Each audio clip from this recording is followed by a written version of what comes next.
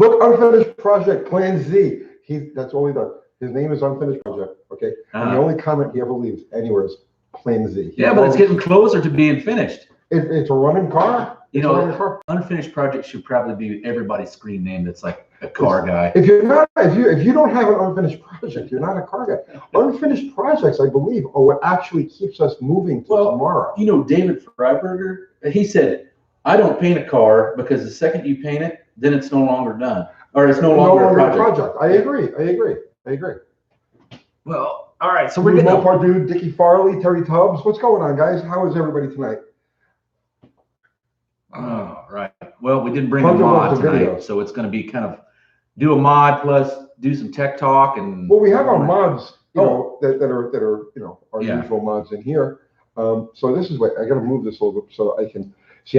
People keep complaining. He doesn't look at the camera, so I got to move this so I can read and look at the camera at the same time. All right. We also got our mic plugged in. Does this make a difference at all? Can anybody tell if that makes a difference? So, but anyway, back to so Plan Z runs, right? But sounds good too. So I wanted to take it out this, and we're going to talk about this event right here. We'll talk about that in a minute. This is a Slant 6 only event in Missouri. Sikeston, Missouri. So I'm like, okay, because I'm dying to just get the car out front and just see how the converter works. Because it's like, I can't wait. You know what I mean? So put the collectors on and everything. So just look at the forecast, okay? And it's like supposed to rain straight for the next 11 days. Yeah. It's like, give me a fucking break. I just want to, you know what I mean? We had 2 nice days, and all the water and snow the snow is melted off. If you guys haven't seen what the heck is going on with weather in Tennessee, it was absolutely horrendous. We had snow and ice, and then the next day was 68. It was cold enough for me to run away. I ran out of Florida for a couple of days. And I was like, I saw the forecast, and I said to Kathy, it says, let's just get out of here. Throw the dogs in the truck. Let's go to Florida. What? Yeah, let's go to Florida. And that's what we did. Oh, we braved it out. Like I came back too soon though, Yeah. So we went from 7 degrees polar vortex to right now it's like about 60 degrees outside. It's gorgeous. I drove over here with the windows down, t-shirt on, wind blowing through what's left of my hair. We got the doors open in the garage. Oh yeah. So let's say hi to everybody over here. All right. Andrew McKenzie, you are awesome, man. Mopar Man 78. He hit me up on. Did he? Yeah, I think he said. I'm trying to. Oh, he said he's got his AHR decals in the mail yesterday. All right, man. I don't mess around. AHR, the American Hot Rod Association, right? No commies there. It's real Americans. You're a real American. Real American. You're not a commie. No, I would have killed commies for my mom. I would love to kill commies. But listen. So you guys, if you're not aware, go to ahre.com. AHR is like the most legendary. It's like the second sanctioning body. Think like the NHRA was the first, and then the AHRA came along in like 1956. 55, 56. 55, yeah, whatever it is. And like AHRA, man, is like, that was the shit. Lions drag strip, the most legendary, he's wearing his Lion shirt. I got my Lion shirt. The most legendary piece of asphalt. I actually have a chunk of Lions. I got arrested there. Did you really? I did. Well, it's at 223rd and Alameda in Long Beach. Yeah. And there's a shipping port there now, right? So I'm thinking, well, there's nobody looking around here. I just kind of jumped over the fence, took a couple of pictures with my cell phone. Okay. Next thing you know, port police show up. Get out of here, really? Yeah. They're like, what the hell are you doing here? I said, I'm looking at Lions drag strip. And the guy had no idea what I was talking about. Well, it's 50 years after. Oh, yeah. But still, I figured it was one of the most legendary drag strips ever. My first trip to California, where I was doing Cars Illustrated magazines back in 1986. And we went there. Oh. So he's saying Mike Quality poo. Sorry. Well, let's move this over. Is this mic even working? Can you guys hear? I don't think so. So my first trip to California, I said I have to go visit, the site that was Lions, right? 1986. So I did the same thing. Went there, climbed over the fence, found where geographically I believed it was. Okay, Mm-hmm. And then I see this giant pile, like a mountain that was like, I don't know, I want to say like 500 feet long and about 40 feet high of asphalt. Oh, wow. That wasn't there when I was there. Well, this is 35 years ago. Right. And it was the drag strip. When they cleared it, they picked up they scooped the asphalt and just made piles out of it, and they just left it there, right? So me and my buddy Neil climbed this fucking pile and went, and we found pieces with white stripes, and we found pieces with all different kinds of like. But then I found a piece that had rubber, like clear as day. It was drag strip, starting line. Your windows down, it's raining. Oh, sounds like it's raining. It does sound like it's raining. Yeah. All right, it'll get wet. So I went and I got a hunk of lions with the rubber over the top of it. That's awesome. Mickey Thompson actually poured that, or not poured it, but was there for the creation of it, right? Well, that was the first drag strip that had specialized asphalt. It was called Dynabite, and it had rubber. It was actually embedded in it. Yeah. They actually used that at our local track when I was a kid. We had a track in Illinois called Motion Raceway. Yeah. It was kick ass, and it was the same type of material. Yeah. Well, that's the standard, but that was the place where it was formulated. Oh. In like 1962 or 1963. And so, a lot of you guys don't know, drag strips are paved with a specialized asphalt called Dynabite. And that was developed by Mickey Thompson and used first at Lions drag strip, which was the AHRA flagship drag strip. It was the flagship, yeah. Yeah. And now he is the AHRA. So go to ahra.com and join this growing organization. It's AHRA online. It's AHRA online, right. Listen, I got thrown out of school. What I'm saying is like, I don't count on me for intelligence or anything like that. So, okay. So let's see. Curtis Betaint, what a psycho. I love this guy. He's so gone. Did you get a gunshot wound in that bar in Queens because you're an incredible asshole? Yeah, actually, I am an incredible asshole. But yeah, that's not why I got shot and killed in that bar in Queens. Okay. Let's see. Will you send membership to New Zealand? Will you send membership to New Zealand? We do. We do overseas memberships. Terrence Seymour wanted to know. Yeah, we have a guy. We had a guy in England. We got a guy in Thailand. So nice. Yeah. Soon you'll have a guy on the International Space Station overseeing. That would be killer. Yeah, the Earth. Yeah, all racing activities on the Earth. Simi Garage, Uncle Tony, where can I get a ball and trunnion joint for my 65 Fury? I do not know. The last one I got was from Cantor's Auto Parts, Kantors Auto Parts. They're in Pennsylvania, I believe it is. They specialize in obsolete parts, but this was a long time ago. You're probably better off just putting just go to a place that does Jeeps and have them make a drive shaft for you. Hey, you take care of these guys. I'm gonna go roll up my windows. Right. Roll up my windows. It's raining out. Okay. Well, we're gonna be doing cylinder heads tonight. We got a cylinder head here on the table. You can't quite see it, but let's see. Mopar Man 78 AHR also needs small flags for sale. Hand out in the shops unless you already have them. I don't have small flags. I'm not gonna lie. The merchandise is kind of slow going. It's hard to find somebody that'll do merchandise that's in the U.S. So all of our stuff is we do all in the U.S. It won't be overseas. It won't be made overseas. So it's kind of hard to find people that will do any kind of work like that for merchandise, especially if you're doing a small production number. Let's see about sending an AHRA sticker to space. Well, that would be cool. We could get a hold of Elon Musk and have him shoot some of your paraphernalia into space. I was thinking a little bit more local. We should go down and build one of them badass like D-cell rockets, like a model rocket, right? And put that sucker up in orbit. And just like hot rod a rocket, put that fucker in outer space. We could do that. I mean, I think we got to finish some of our cars first. But yeah, I'm maybe down with Elon. But Elon will call. He's been a topic of conversation a couple of times. When's that roll cage coming into Tesla? Oh, hey, one other thing. I got to plug one other thing here. Tomorrow night at 7 o'clock Central Time, we're going to be on the Old Car Guy and Slant Six Fan channel. They do a podcast. So Uncle Kathy and I are going to be on that show. That's kick ass. Right? Yeah. Here, take the flyer. I'm going to take the flyer. I'm going to promote this everywhere. That's the Slant Six race, Lexington, Missouri on what's the date? September 5th. September 5th, and we'll be there with Plane Z. You know who I almost had to come to this Slant Six race? I was working on it all week, and it all kind of fell through last minute. yesterday. Martha Stewart. No. Okay. You know, the most famous non-actor in the world, in my opinion, you know the movie Duel? Sure. The truck. I had the truck almost rolling through the gate, honking the horn at the Slanted Nationals. Oh, no. The guy said, "Oh man, it's too far of a haul. He lives on eastern North Carolina, and all the way to Missouri would have been like 14 hours for him, right?" That's burning a lot of fuel for them. And that would have been badass though, because you had to. I have that car in the back of my lot. I showed it to you this Oh, morning. yeah. I don't know what to do with it. It kills me to part it out.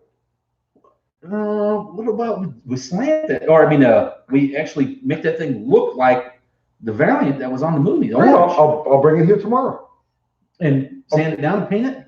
I'll just drop it off here tomorrow and you do it whatever the hell you want to do. Yeah, in between all the other stuff I have going on. Okay, let's see. Unfinished project. Watch your videos. Watch Unfinished Projects videos. Mustang Go. Uncle Tony, thanks for all the hot rodding tips. I've used many of my mid-engine Corvair. Much love. Oh, nice. That's badass. That is badass. I love Corvairs. We talked about that. Yeah. I have like a Corvair fetish. Second gen, right? Isn't that what you said? I really own all of them. You know what I mean? After I really? said the second gen, I was like, no, but really, the first gen. I love Corvairs. Dakota's time. Oh, Dakota's timed out. How come he's not timed out? Dakota, go to my community. If you want to link to that show, Old Car Guy show, go to my community part, their community, and there's a link to it right there. So just click on that, and it'll come up automatically when it goes on the air. Well, thank you, Fubar. Fubar took care of Dakota. Dakota's been timed out. Okay. So there's equilibrium in the world. Okay. Chris Greenaway, what's going on? So let's talk about heads. I want to talk about heads. I love heads. Well, we just did a video today on heads. Oh yeah, you said you were going to do one for like rebuild it in your bathtub. I started porting a head in my bathtub today. Sweet. That's the awesome. video we put up today. I still think, like all this work, everything that everybody thinks they got to take to the machine shop, there's some things that you do. Yeah, absolutely. Right? But then there's like a lot of these were built at home by guys when they refresh the motor at home. Sure. They go through them at home, and a lot of stuff that you do today is really just a quicker way to do the same thing that they did 50, 60 years ago. Right? A lot of people just don't have the scratch to lay out. I mean, port work is expensive. Oh yeah, heck yeah. You're going to spend to get a decent port job. You're going to spend $800,000. I mean, easy. You know what I mean? Yeah. So who's got that kind of loot to just? You're not watching these videos if you've got that kind of money to just throw around. You know what I'm saying? Yeah. Well, we got this head here, and we're going to show you just basic how-to stuff on this cylinder head. I don't really want to try to hold it up. Well, before you dive into that, let's see what people are asking about. All right. Well, porting add some horsepower to a small block 77-400. Hell yeah, well. Of course it will. Porting heads. Here's the thing. These older heads. Now, I'm looking at the ports. Wow, that's nice. Come here, let me see that. Bring it closer to me. Well, this is a rare oddity. This is the big port 430 heads. Okay. So, but now this has not been ported. This is in its factory. Okay. See, now compare it. See, how do we get that camera? Well, I was thinking we can just pick the camera up and move it over here. This is a beautiful casting compared to what I'm dealing with right now. With that, the only thing that's a booger is is like right here. You see that booger there on the intake, but see, not all cylinder heads are created equal. This Buick casting here, this 430 Buick, is beautiful in its as cast condition. I mean, like there's no. See, that's why Buicks make power, because they took extra care when they cast. I've never seen a Chevy head as clean as this. They took extra care when they laid out the cores on this thing. They took extra care. This looks like a factory, like for the Chrysler, looks like a Max Wedge casting, where it's a hand laid. They hand laid the cores. Yeah. And made sure everything was perfect before they poured it, right? This is why Buicks make the kind of power that they do, because the as cast condition of this head is just phenomenal. It's almost like a modern head. Zero, what's going on, brother man? Somebody was asking how much can you cut a head for a slant motor? I know you did it. You went far, right? You did 125. 125. Took 100 off the deck. Wow. And 125 off the head. So was it 115? 115 off the head. It's still a ton though. But there's still plenty of meat there. Awesome. There's still plenty of meat there. And that, just doing that, taking that 215,000, 220,000 Right. brings the compression with the stock pistons to 11:1. Well, they're all flat tops though, aren't they? Okay. Yeah. They're just sitting down so far in the hole. They What, sit- 80,000 in the hole? 130. 130? 130. I wonder how they didn't spark knock like mad. Okay. James Hotrod says he gets right around 300 CFL and Buick 455 heads. I can see on this Buick head, I don't want to move that camera, I'm afraid. I can see on this Buick head where you get 300 CFM out of this easy. I mean, this is beautiful. Let's see. What cars came with the big port 430 heads? Oh, Wildcats. It only came on a 430 motor, and at that time was 67, 68. Okay. And anything that got more than 400 cubic inches was a full-size car. So you could have got a LeSabre if you would have optioned it with the high performance 430. Okay. But generally, the ones you're looking at that's going to have the full boat, as they call it, the Wildcat. Okay. So I actually picked these up off of Marketplace from a guy in Murfreesboro. Really? Yeah, he was like, oh, I just need to get rid of these 430 heads. So I went and looked at the casting number, and I'm like, oh, God, they're big port 430 heads. And how much you want for them? Oh, I'll take 150. And I'm thinking, well, they've already been to the machine shop and checked for cracks and stuff. Okay. So that's, I jumped all over them. I would have to build a whole engine and then a whole car around those heads. It's a beautiful head. Well, it's going on a 462 Buick, so it should be pretty healthy. Chase Perry, any idea to get the most power out of a 350 Vortec? Oh, man. Vortec heads, I guess the big problems with those were the cracking, right? But if you really want to gain, gain is cut down the guide so you can actually get more lift. I think that was the big problems on them. They couldn't go over like 450 lift. You see, the Vortec head cracking is like the Magnum head cracking, Uh-huh. where the Vortec heads crack, but it's an inconsequential crack. Oh, really? Like they don't leak.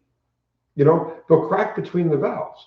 Just like the Magnum heads will crack between the valves because it's such a thin area, but there's no water directly above and that. See, that's what these are heads that we're known for. Everybody talks about, oh man, them suckers crack. Well, okay, where do they crack? In between the valves, in the spring pockets, right? You'll get cracks, but no water, just exhaust. And it's like, okay, no big deal. Let's see. Hey, I have a set of X heads for a 318. You said there would be shrouding problems with the valve. Can you please elaborate? The 202 valve comes right at full open. Anything over like 400 lift. The valve literally comes and just about touches the 318 cylinder wall. So the 188 is fine. You got room around the valve. But with the 202, the cylinder wall is like literally. It's probably easy to show them on if you just pick it up. Well, let's see here, right? So your valve, can you guys see that? Yeah, you can see that pretty good. Yep. Right? So the valve that what he's talking about is on the intake valve. It'll get so close to the edge of the cylinder wall that the area around here won't flow any air whatsoever. Right. It pushes everything to one side. And what happens is that pattern changes through the RPM range. So you get an inconsistent burn, you get an inconsistent pull through the. So if you take, this will answer your question for you. Take your 202 head, right, and stick it on an empty block and put an intake valve in it and just look at the relationship between the valve and the cylinder wall at let's say half-inch lift, and you'll see exactly what I'm talking about. Okay. I like to get another set of GT40Ps at the junkyard, go to town on them, along with the lower intake manifold. Well, them P heads really love work on them. Do they? Especially in the bowl, yeah. See, I've never worked with those at all. Oh, really? Yeah. I did those for years, probably 10 years or more. Really? Yeah, the P heads, because, well, when they first came out, everybody wanted the aluminum heads, right? Right. P heads were available on an Explorer, wrecked Explorer you get a whole motor for $300. Yeah. So you'd buy it for the heads and then sell the short block for $200. So you're walking away with $100 set of heads. But the big one for the P heads really was 1.7 rockers. That was like that was the E cam with 1.7 rockers on P heads. What kind of total lift can you get without taking down the guides?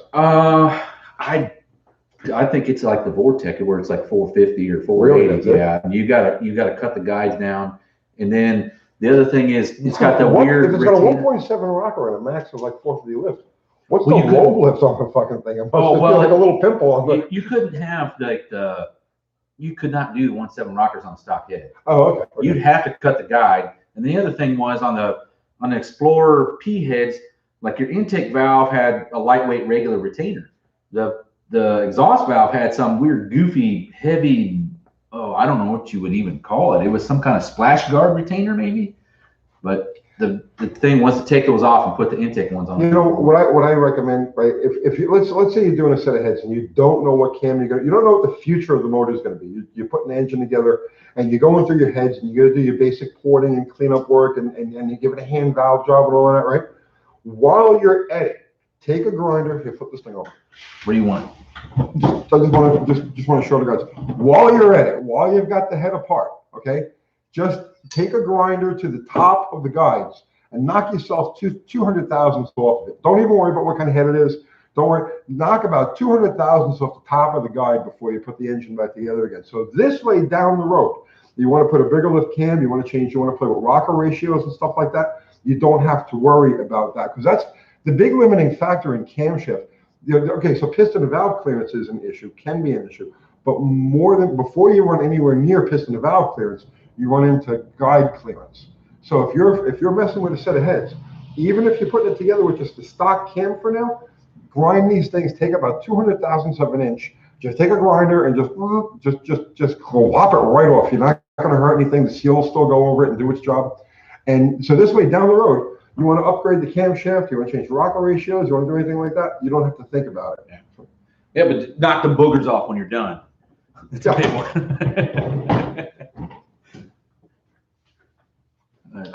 Let's see. All right. 73. Zero and Fubar, the two of the greatest mods, because we have John Wilburn, who I have no idea where he is. He's usually on here right away. John Wilburn is everywhere. He's omnipresent. And Ari, I don't know where Ari is. Okay. 259 E303 is awesome cam. I agree. That's the one I always ran. Matter of fact, I even had one ground I got a cam card from a E303, and then I had it custom ground. I'm not familiar with the cam. What is specs? Just I don't remember what it is off the top of my head. I really don't. Okay. I know it was not a dual pattern cam, but that cam was designed by Ford to pretty much run on any small block, and it still would be emissions friendly. But they work great with boost. Or man, I really use mine with nitrous. Does anybody out here have the stock spec on that 303 cam? Because I've heard a lot about it. That was the thing. When I was just I was getting out of the Mustang thing, because I went right from Mustangs to Top Fuel, or Funny Car actually. So I missed that whole thing. But that cam was the hot setup. Oh, it's a good cam. But a lot of guys always thought about the B being better. You know, it's got more mid range, but the E was so streetable. That's what made it awesome. It made good low end grunt, and it made that normal 302 mid range power they were known for. Somebody shoot me the specs on the E303 cam. I'm curious about that. Ford Tech Life. I'm typing in caps so Uncle Tony can see me. I see you, Ford Tech Life. You see Ford Tech? We see you, brother man. Send us that cam spec if you got it, Mr. Ford Tech Life. Tony's too bad. I think it's a 490 lift. Yeah, but give me the duration numbers. 50 and advertise. I guess the advertised is 303 degrees duration, right? That's what they call it, 303. No, all the cams it was part number. So all the cams were Ford, what they call the letter cams. So you had like the E, B, but they were all 303 at the end. Oh, okay, I gotcha. Olive says, it so happens my DA has a 7351 Windsor. Heads did not seem to be an issue. I don't know what they're talking about. Let's see. Dickie Farley likes. As long as we've pleased Dickie Farley, I feel we've done our job. I think, we're making some headway. Yes. Side convo. Okay,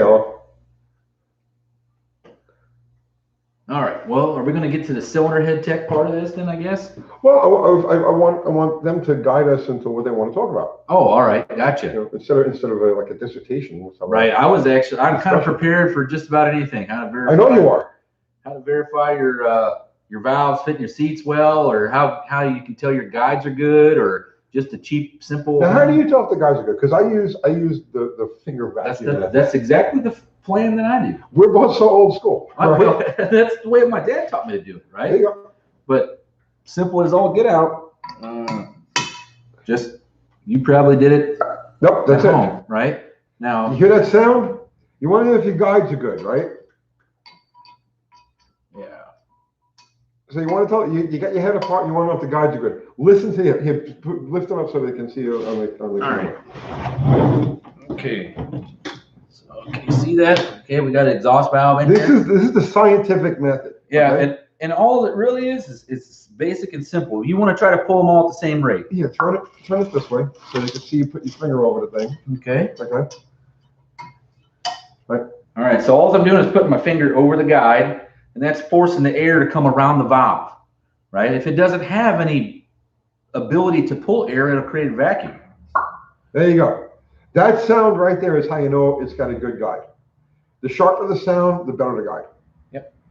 And then here's the funny thing is, like, guys will go, oh, well, they put it in one guide and pull it, and oh, it's not as sharp as the other hole, right? So that guide needs to be replaced.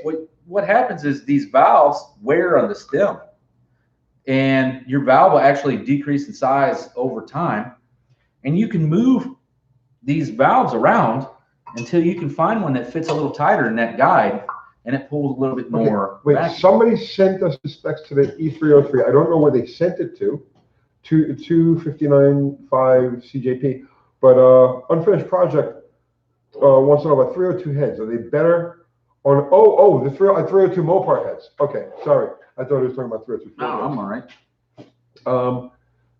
324 heads. Are they better on a 318 or 360? I wouldn't use them on a 360. Definitely don't use them on a 360. And they really need porting. Those heads as cast are terrible. 282 duration, so that's the E303. So it's 497 lift, and I guess that's what the stock rocker ratio is. What's the stock rocker ratio on that? I think they're 1.6. 1.6. Okay, so it's 498 lift and 282 duration. 282 duration. So that's advertised. So 282 duration at 50s probably around 225, 230, right? I'm assuming. I don't know. I'd have to have the cam card. 282 duration. Ford Tech Life. What's the LSA on that cam? UTG would already think about a 9-inch and an A body. 8 3/4. Why would you use a 9-inch? Just use an 8 3/4. If I'm running premium fuel. 1.6 to 1. Oh, Unity Motorsports Garage. What's going on, 80? Oh, he's 220, 220. Okay. So that makes sense because I think it's not a dual pattern cam. And it's on a 110. Okay, yes, I see that. That's a good flexible port cam. I can see where that would be a really happy. Yeah, it's very streetable for a 302. That's 2,000 RPM right through like 6,000 RPM. It's just like perfect. Yeah. I bet you it sounds really good too on that 110. It does. It really. It's a bit choppy.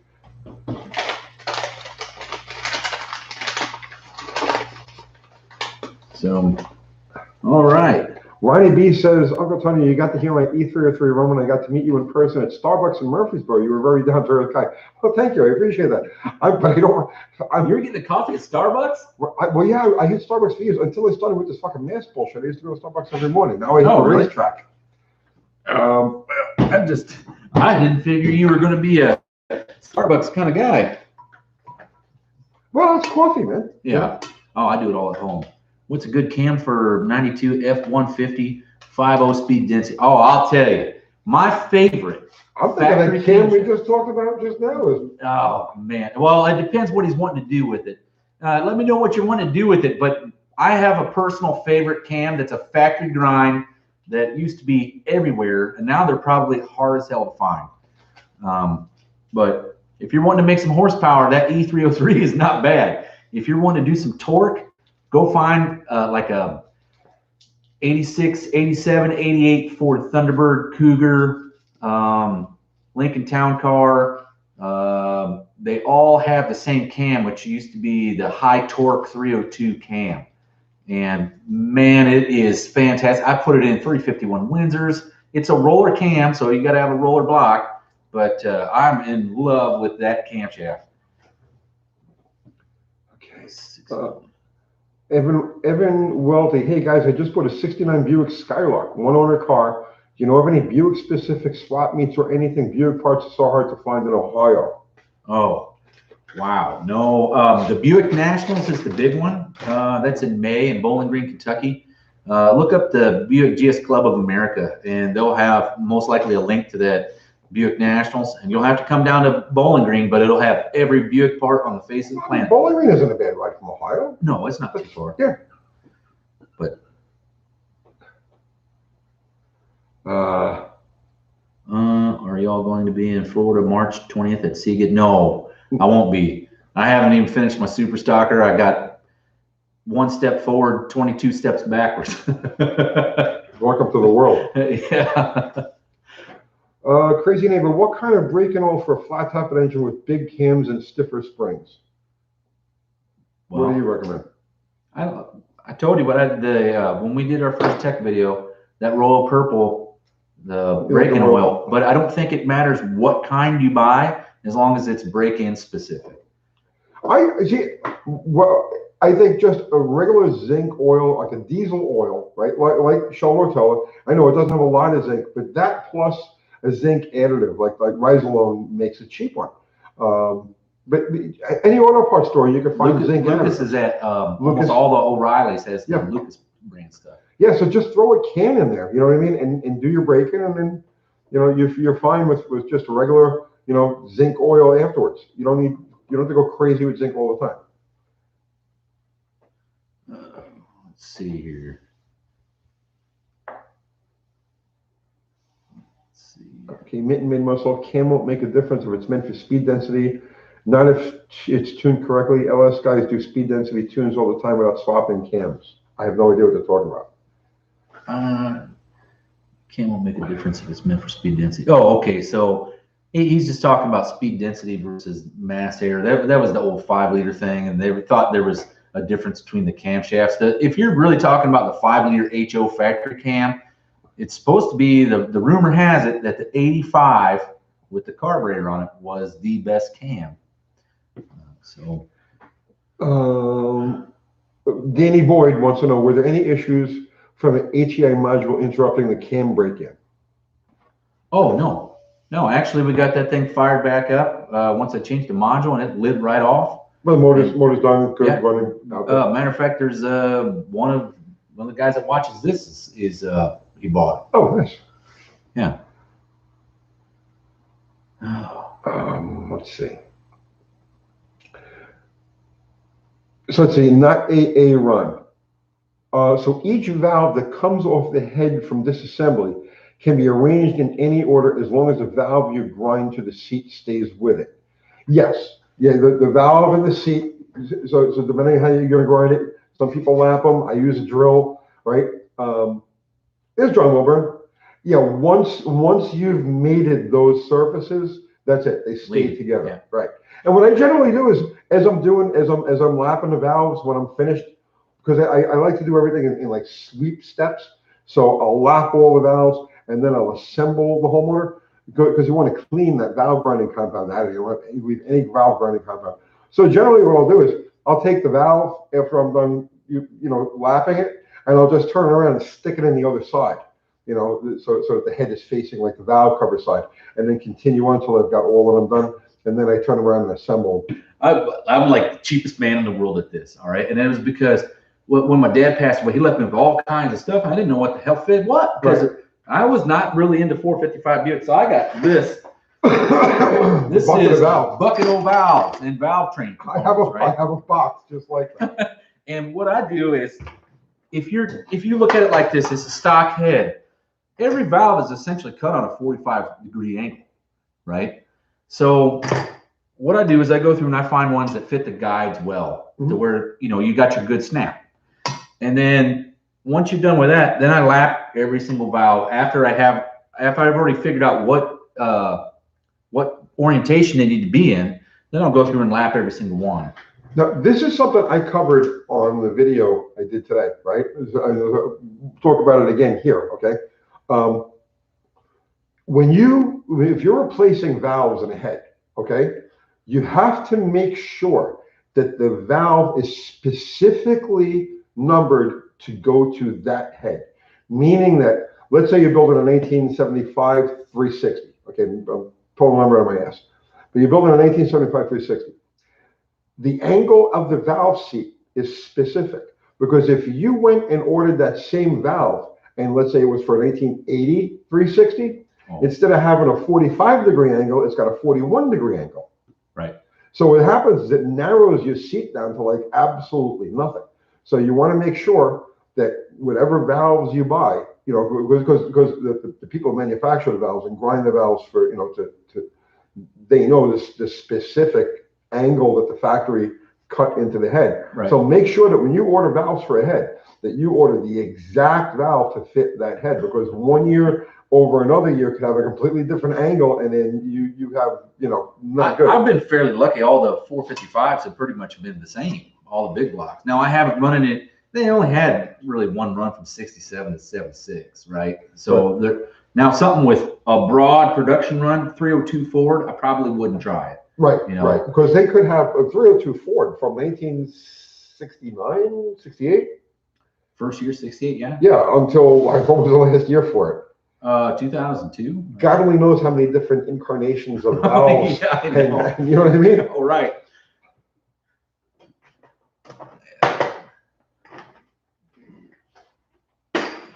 Okay, how thick do you set your margins?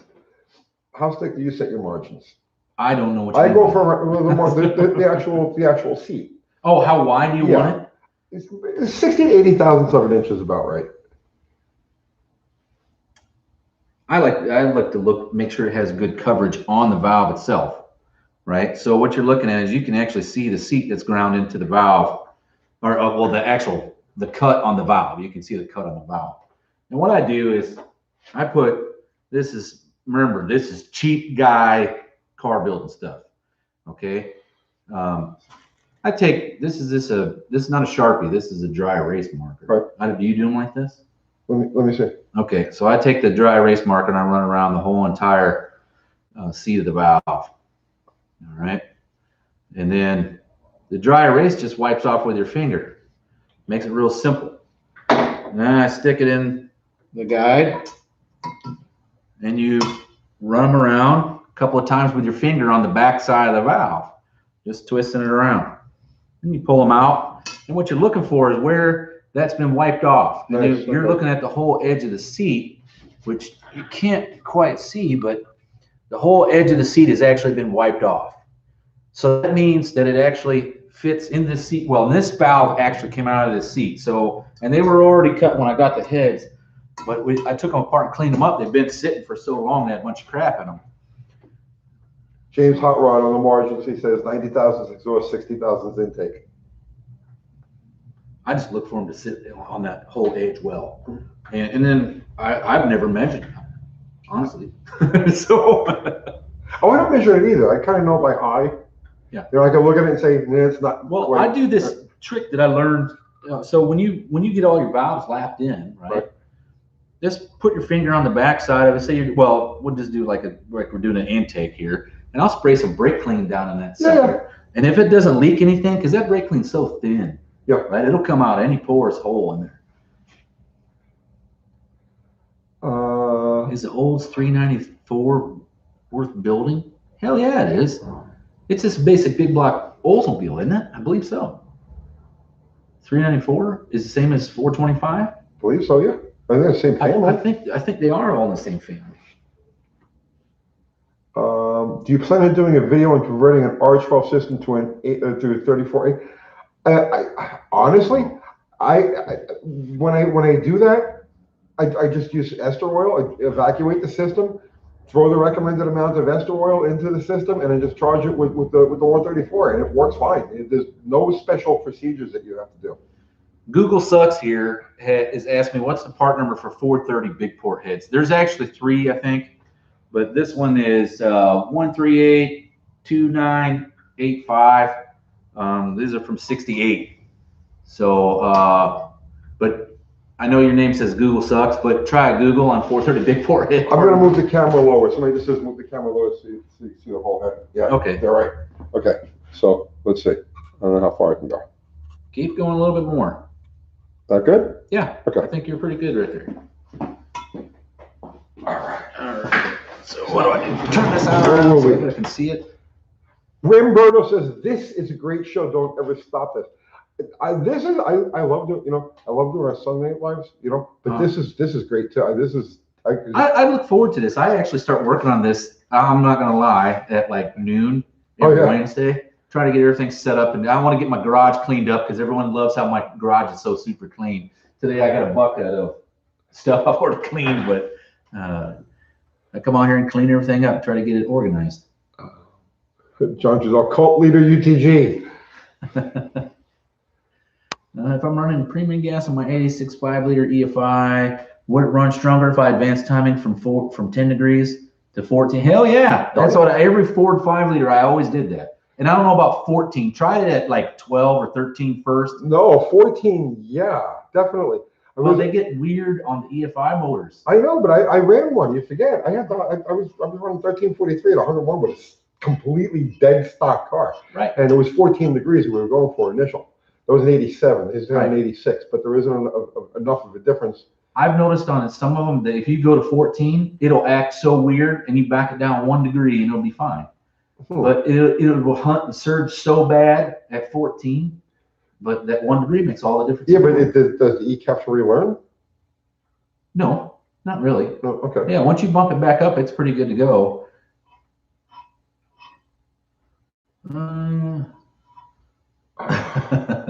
What's that? Lobo GTX says, "Hi Tony, I'm here from Argentina with a couple of beers and cigarettes, enjoying the channel. You're a great guy, bro." Thank you, man. I appreciate that.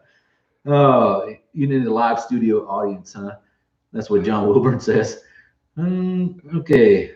Okay, working with idiots. What a name. Uncle Tony, is there a difference in diameter between the press fit wrist pins and floater wrist pins on the 318 LA? No, the pins are the same diameter. On the floaters, it's just a bushed pin. The small end of the rod is it's bushed, and but no, the pin diameter is the same. Chris Greenaway, Tony, dumb header question. Everyone keeps telling me to get 6X heads on my 400 with the Trans Am camshaft for more performance. Would I have to change pistons to domed? Oh, you're talking about 6S Pontiac. Pontiac, yeah. No. You know that motor? Yeah. Well, I know the 400 and the 6X heads. My buddy actually has one. He got a 67 Le Mans that had 6X head 400 in it. Okay. And we're like, oh, I wonder what the 6X is. I've never heard of those. So I spent a couple hours Googling them, trying to figure out what's what. And it's dependent upon what year those heads are. So like, I want to say like 71 up, that head was just kind of an average run-of-the-mill head. They didn't go all out. Anything from 70 and before, that 6X head was like a bad mofo. That was the one you wanted. Doug Nard wants to know, is the Olds 394 worth building? Is there any performance parts for it? I think he was the guy that asked about that just a few seconds ago. I'm not entirely sure about the Olds 394 because I'm thinking it's the same as a regular 425 or any of the big block Olds family with the tall deck. I'm not that familiar. Diver says, you guys rock. Yeah, we love you too, brother, man. Unfinished project that's checking out. He was the first in, and he's checking out. Good night, brother, man. I got to work tomorrow. We're working now. I know. Wayne Ferguson, would an offset small end bush help push the piston higher in the bore? Yeah, I guess it would. I mean, why wouldn't it? I mean, you're increasing the length of the rod, essentially. Yeah. but you're not really going to get that much out of it. I've never actually done that myself, but I don't see any reason why it wouldn't work. Yeah, you'd have to offset bore that and just give it more compression height, right? That's what he's talking about. You'd have to offset bore it, and then you'd have to bush it. Bush it, yeah. You know, yeah, it would work. I mean, it depends. It depends on the architecture of the rod. Do you have enough meat on the little end of the rod above the pin boss to make it, or the pin boss? Do you have enough meat above that to actually make an effective? Is it worth it? I'm sure on like NHRA stock eliminator and NASCAR way back in the '60s, they probably used to do that. To be honest with you, so that they could get exact, true zero deck. Well, the old school stocker guys. I used to sell a lot of parts to old school stocker guys way back when. And they would take, like, let's say they're building a Buick, whatever it happens to be. They're building a small block Chevy, right? For the sake of argument. They will buy 100 connecting rods. Oh yeah, that's why I've seen this. You've seen this, right? You see that pile of rocker arms? Right. That was my dad trying to figure out rocker arms for a Buick 455. Yep. And he went and bought every single one of them in the junkyard and checked the ratio on them all. Yep. That's what these guys would do. And it helps, like, if you build a specific type of engine, so let's say you build Oldsmobiles, or he builds Buicks, I build Mopars, right? It pays to have a stash of these things because production tolerances. So let's say pin length, the rod length rather. So the rod's supposed to be, let's say 6.123, like on the small block Mopars. They're not all 6.123. Some of them are going to be 6.121, 125, 12, because it's just like the machining is just so there's all tolerances, there's production tolerances. So like I said, the old school stock eliminator guys, they're building a small block Ford, let's say they're building a 302 Ford, they will go out and get 100 302 Ford rods and find the longest of the bunch. Here's the answer for that Olds question. Dwayne Walters is saying Olds 324, 55, 56, 371, and 57, 59, and 394, 60 to 65 or so. So is it the same architecture as the 425? I believe that it is. I don't know. See, I don't know those engines that well. 394 would have been what they were running in the gasser era, right? Yeah. You would have been running a blown 394 Olds. Well, that was the blown 394 was the hot motor. That actually fucking owned the gas classes and stuff like that for a while. Right. But I don't know what that engine's attributes were. So in other words, I know it was a good motor. I do, it was raced. But I have no idea why it was a good motor. What made this thing work? I don't know. And that's something I may spend some time looking into because I'm always curious about that. What I always thought would be kind of neat is if we could find some old kind of crusty motor, like a Ford Y block or something, and just take that sucker apart on this live show. And then, like, let's look at how this thing works, We'd have to do it with a really obscure engine, something nobody's seen before. The Studebaker motor out of the Lark. Or a flathead. A flathead would be cool. A flathead would be cool. I think they only got like 3 main bearings, don't they? Or 4? 4 main bearings. No, 3 main bearings. The flathead has 3 main bearings. It's really odd. Let's see here. Okay.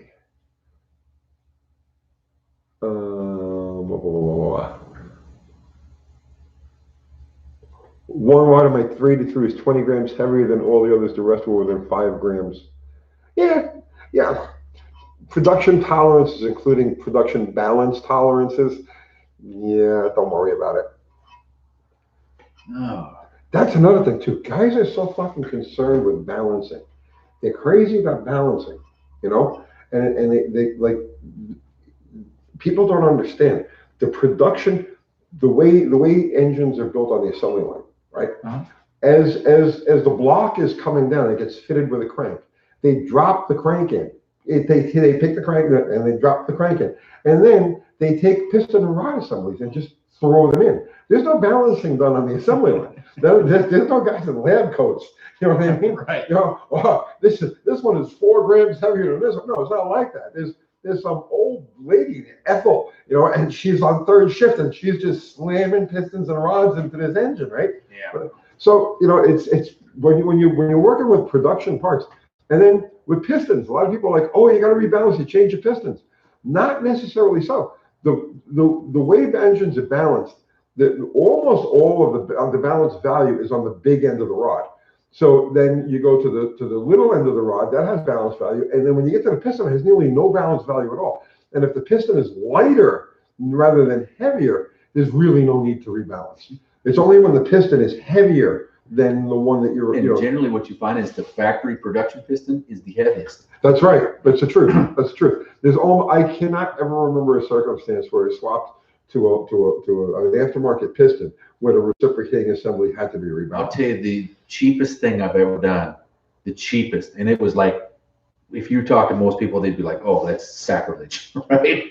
But I had, I built a 351 Windsor. I got a pickup truck, and I had a bad motor. It had spun rod bearing in it, and I had another crank, and I had another rod, but the piston was broken. The skirt was broken. Okay. So I went to Napa. I bought one piston. Okay. Right. And I went home, and I'm like, I went to the machine shop, and the guy says, "Yeah, it's $40. Swap it on." I'm like, "Oh man, I just spent my last $40 on the piston." Right.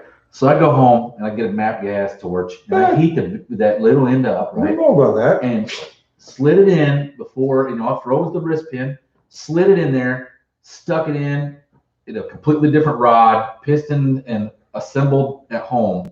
The trick is getting the pin centered in there. Yeah. You know what I mean? Because I've done that too. Generally speaking, I don't even do that anymore. I went over to a machine shop. I was thinking, fucking oven. You know what I mean? But yeah, in a pinch, we've all done that. How do we heat this thing? How do we get this That thing out of here? sucker ran for like 4 years. Yeah. And it was just a basic re-ring.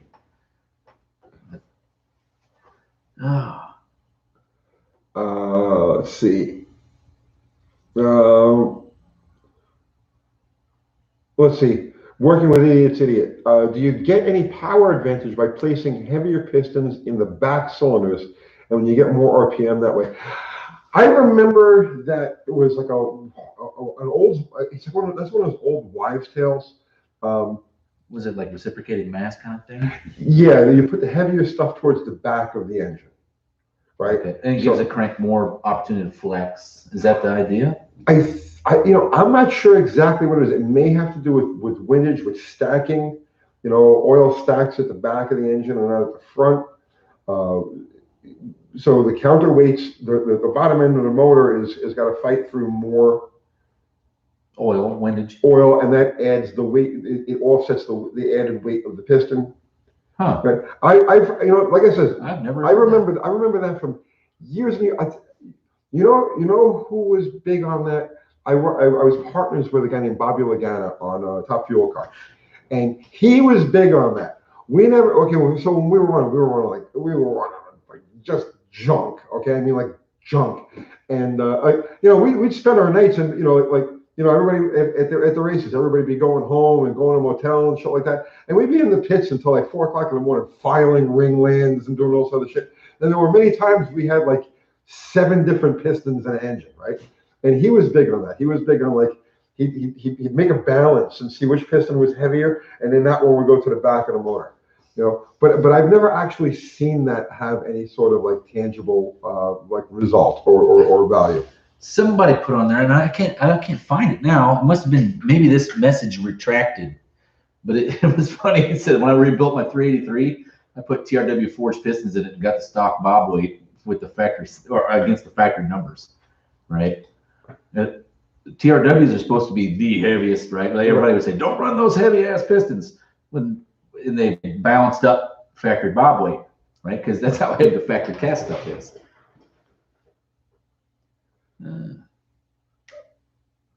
Oh yeah, there is. Okay. Does Dallas have an offering to the gods of speed for show and tell? He loves carnage. I did for a while, and I think I maybe pitched all that stuff. I had a piston that was just. What was funny is like if you've never seen what happens to a forged piston versus a cast piston, a forged piston will absolutely like bend and fold, right? A cast piston will just break into a billion pieces, right? Same as hyper-eutectic. But I had a forged piston that had the skirt was caved in on one side, and it got cocked in the motor, and there was a 302 Ford.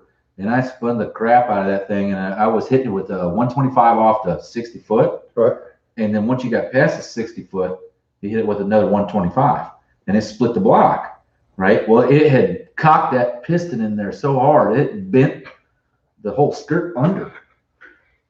It was pretty cool looking. It was hard to get out too. Eric Green was on. Hey, Tony, any experience with the DP4B intake? Love direct connection stuff. Any info you have to offer? I believe that manifold is just a regular, it's like an aluminum replica of the factory dual plate manifold. I don't think there's anything special to that.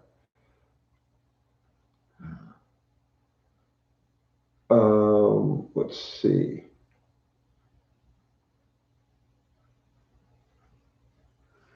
All right.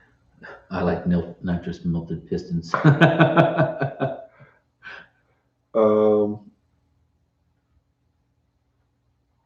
Let's see. Are there any pistons, any brand that can't be rotated to the top face of the piston and valve due to the top of face of the piston and valve clearance? You're talking about with an offset pin to take advantage of the pin location, turn around. You can do it with any flat top piston. You can do it with anything that has valve release notches out. What's the best all-around piston to use for rebuild and or racing? Whichever one I can get a good deal on. Yeah, you try to, if you're going to be using it for racing, like real racing and not lemons, the ideal thing is to go with a forged piston. But I've used Hyper-Eutectic for years. I've actually used cast pistons in Buicks because they were so hard to get forged pistons for. I have Hyper-Eutectics in my 340, my 73 Roadrunner. Noisy pistons, well, really loud pistons. But it tells you from when you get the box and you open it up, it says these are not standard clearance. Right. You know, like you want it tight. Explain. This is Rev Randall. Explain the advantage of indexing plugs and who still does.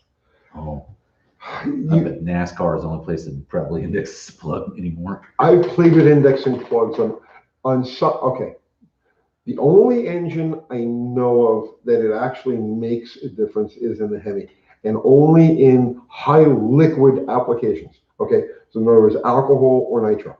And with nitro, it's not done, even though it would be a good thing to do. And the whole idea is to shroud the center electrode from liquid, right? To keep it from getting wet and cold. So you put the ground strap in such a way, you position the ground strap in such a way that the colder part of the mixture, the wetter part of the mixture, is not hitting the plug. You know, in other applications where it's not, where the plug isn't centralized, I don't think there's really any value to it. I've done them and it made no difference. Side gapping does make a difference. Side gapping definitely makes a difference. Hey, Google sucks, and you're asking, is there any other better Buick 350 heads? Actually, there is. The 73 and later heads have a 155 exhaust valve on them, and the 73 heads won't have any air injection stuff on them. The later heads, you'll have to drill them and plug them, or you'll have to just probably tap them and plug them. Oh, GMZ06. Thanks, Tony, for your advice. Scrutinizing my neighbor's 71 Demon 340, one of 34,000. It's a lot of bread. Holy shit. Turns out it had a rusted trunk and rocker panels behind his 25-year-old Mako paint job. You saved my ass. Well, I'm glad. We're good for something, right? Yeah, but there's a lot of people trying to pass stuff off as good all the time. And as long as you know where to look, that's the key thing.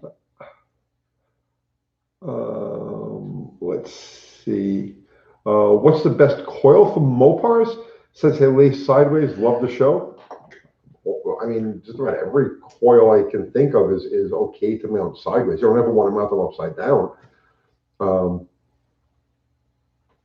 This is all Mopars. Yeah. You know, the ones I've always seen that almost every car responds to is like an Excel Super Coil. I use them on everything. My big yellow coils. I got 3 or 4 of them. Do you really? Yeah. I got a stash of them too. I love those fucking things. They're great. You know, people look at them, they point and they snicker. You know, yeah, like, oh, Excel Super big Coil. old All right, super well, coil. cool. I I picked love up my super 15 coil. horse and got some better miles on gallon out of that stuff. Oh, MSD coil. Well, if you look at the instructions on that MSD coil, most of them say don't use on the street. the blaster too. I've used, I have an MSD blaster on my 273, on my 67 GT. It's a good coil, but okay, maybe I should back them. That'd be a good idea. Maybe a back-to-back coil shootout. Which one of them is going to throw the You know what? We could actually do that right here on the bench because you just spin the distributor, see what kind of arc. Yeah. And then we just keep setting the gap farther and farther. We set it up with a drill. You set the distributor up on a drill and spin it. I've actually done a couple of videos. I love it, man. Anybody got an old Sun machine? Zero Axel coils have not let me down yet between the Slant 6 and the LA small block. Yeah, I'm telling you, man. It's a good coil. Give me my big yellow coil. Excel super coils are great, but ugly as hell. Oh, no, don't say that. They're big, but they definitely work well. No, I love the way they look.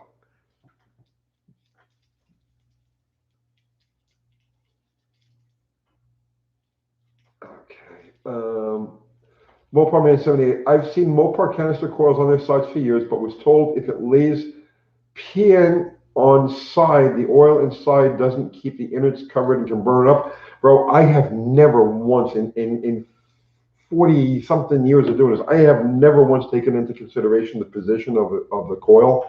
As long as it's not upside down. That, like you said, the thing is, those are filled with oil. Yeah. And the oil is what keeps them cool. Well, it's not just that. There's an air gap in there. So when you lay it upside down, facing down, the part of the coil that there's an air gap at the bottom is exposed, and that's what burns up the coil. They overheat, and then it pushes the oil out, and they leak. Oh, I thought it was I thought when you turn them upside down, they can leak that way. But either way, it doesn't matter. I was always told the same: never turn them upside down. But you can lay them on the side. You can turn them straight up. When you put them upside down, okay, the oil that's at the so right side up or on its side, it's like a 3/4 fill. Right. Okay. When you put it upside down, the top part of what would normally be the bottom part of the coil, the top part is like completely exposed, and it gets hot. Right. And there's one wire up there at the top. Right. Right. And when that gets hot, it pushes the oil out of the seal in the. Oh, I can see that. Yeah, because it starts to essentially overheat the oil, right, and then it's got no place to expand. Right. Okay. All right. Yeah. Okay. Petronics. No, I'm not a big keen fan of the Petronics. I'll tell you why. They're all made in China, so I try not to buy anything that's Chinese. Rocker ratios. Have you used different ones on intake and exhaust with any advantage? Yes, there's been hundreds of people do that. Maybe not thousands. It's the most common, tens of thousands. It's one of the most common, modifications, valve train modifications there are, is putting a different ratio rocker on there. Chevrolet small block, they almost came with a set of rockers, so you could do it immediately.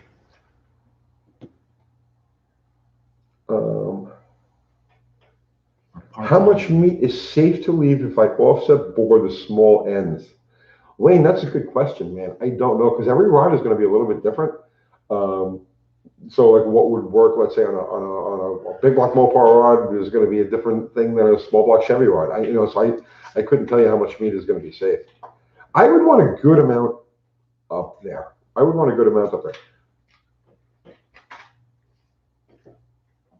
I have seen rods, and I don't remember which manufacturer they were. But I do recall seeing some factory connecting rods that had a huge amount of meat up above the pin. And it was obvious that they were using that same rod in multiple applications. Re-drilling the end. Yeah. But I can't for the life of me remember which manufacturer that was. Was it recently? No, it might have been, oh God. It wouldn't have been somebody that was high end like Oliver or nothing like that. No. I'm talking about regular OEM. Oh, OEM. OEM. And I'm wanting to say it was a GM engine, but I don't. It may come to me. Tony, does anyone make aftermarket heads for a Slant 6? No, and somebody should, because there's a real demand for that out there.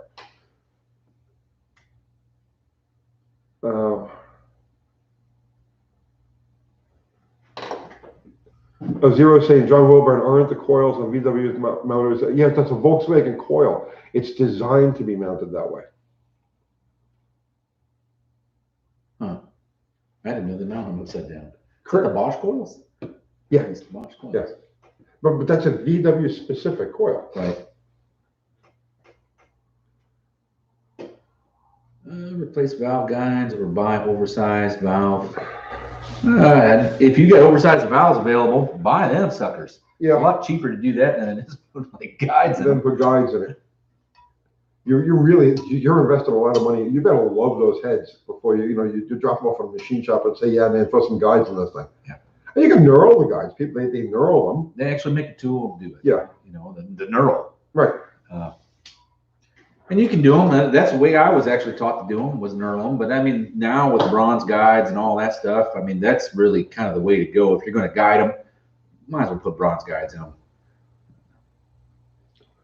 The Drive 55. What do you think about Chrysler dropping the SRT line? I was more upset when they closed our local Ruby Tuesdays because they had a killer salad bar there. That's about how I feel about the SRT stuff. It's like, what is it, Solaris?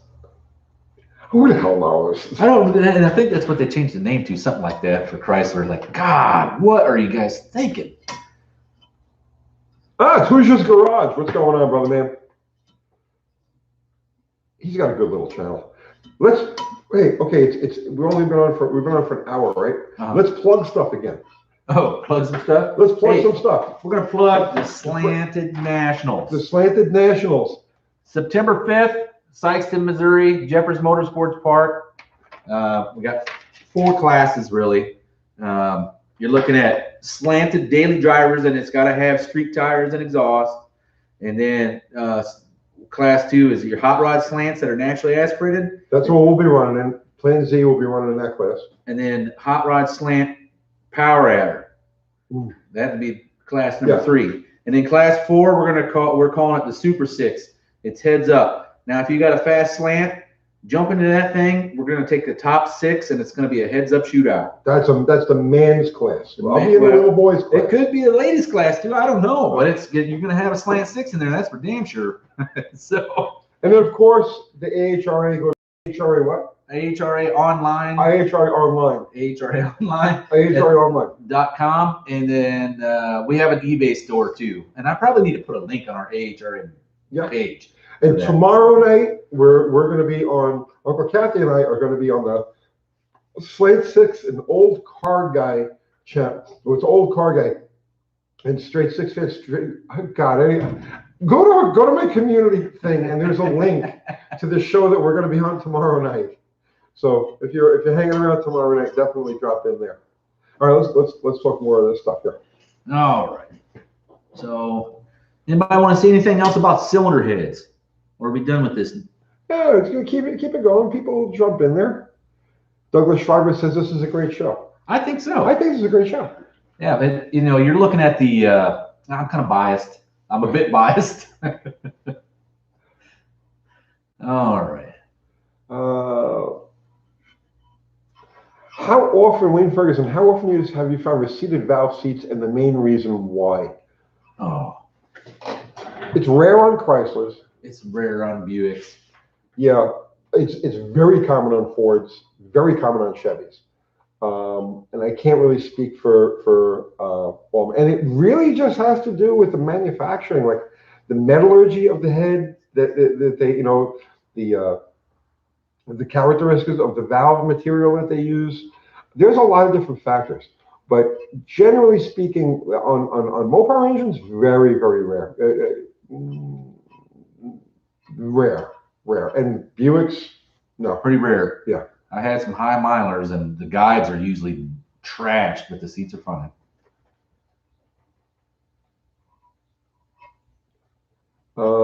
Jeeps and Freedom, considering coming to this race, if I could find a good cheap slant car to build over the summer.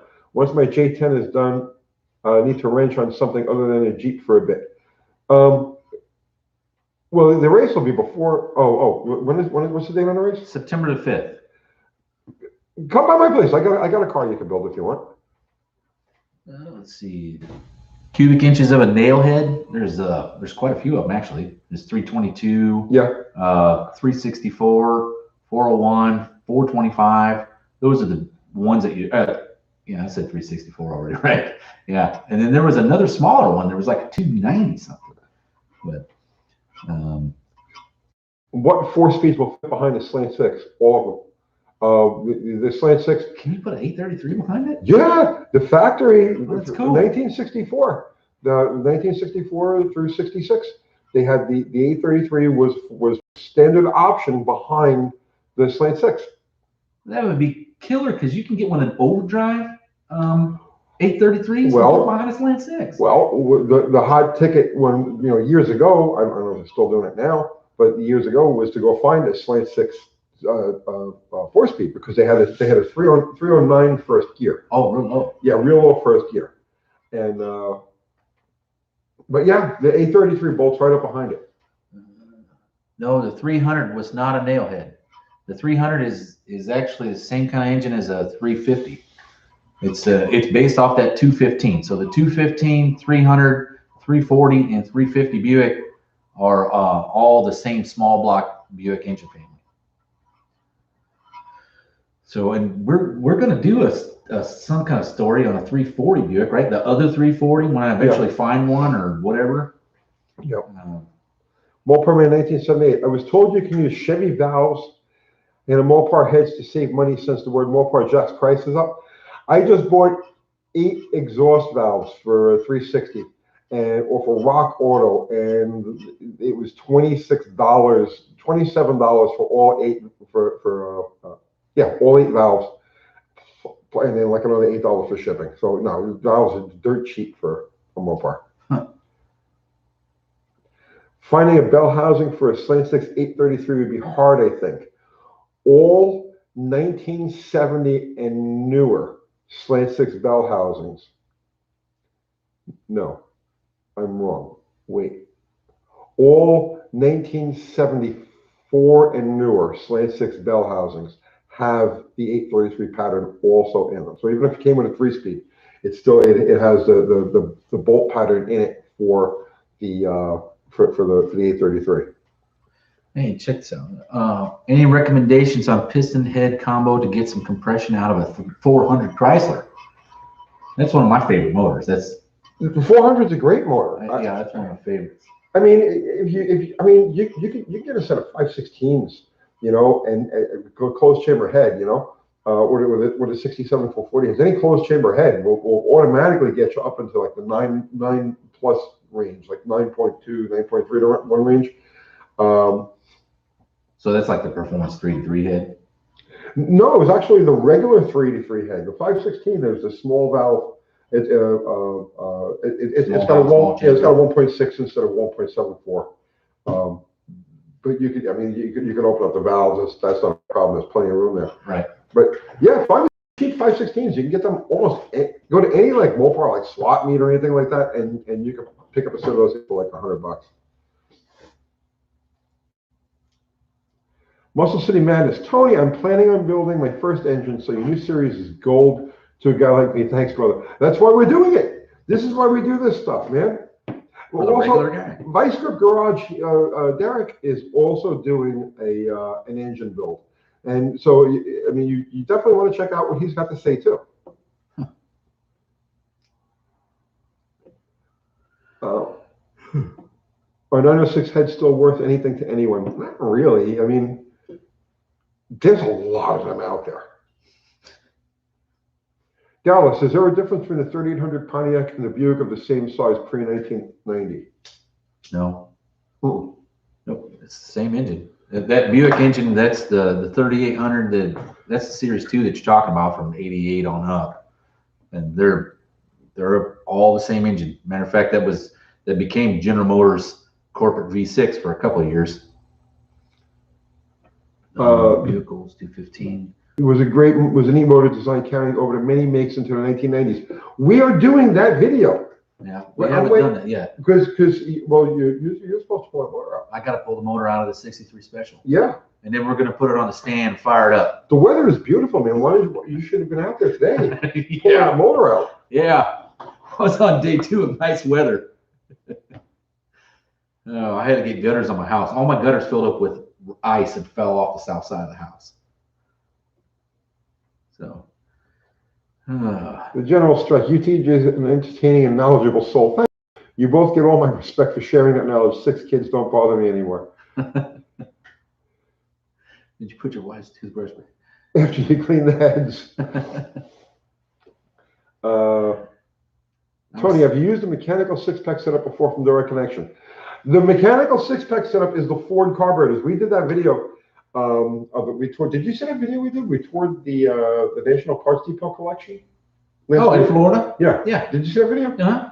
So one of the cars that they have there is a Ford with a factory tri-power. Okay. 406. 406 Galaxy. And those mechanical carburetors on that are the exact ones. If you ordered the mechanical 6-pack carburetor setup from Direct Connection, what you got was exactly those Ford carburetors with the progressive linkage.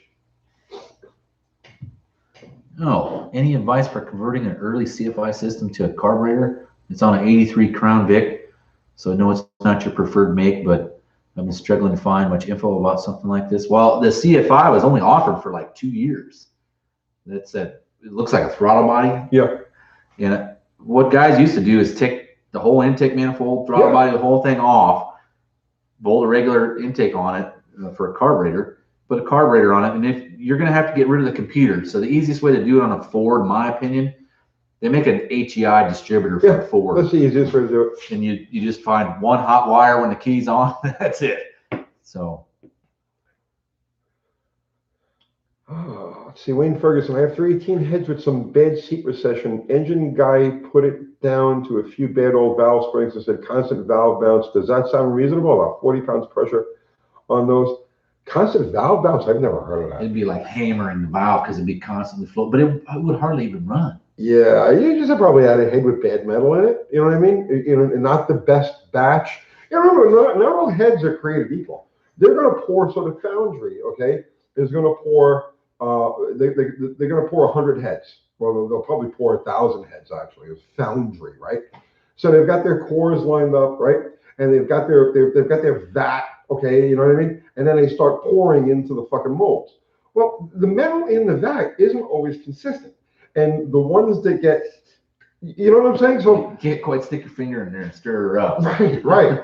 So like, you know, let's say all of the good minerals and good mojo is all at the fucking, you know, is all at the top, and all of the crap is at the bottom. Which is like normal. Yeah. So as it's pouring, you know what I'm saying? It's not every set of heads in that run is going to get the same quality of fucking metal. So when you come across a head that's got like badly recessed valves or porosity or anything like that, it's just really because it just wasn't in the happy part of the pour. You know what I mean? Mm-hmm. That makes sense.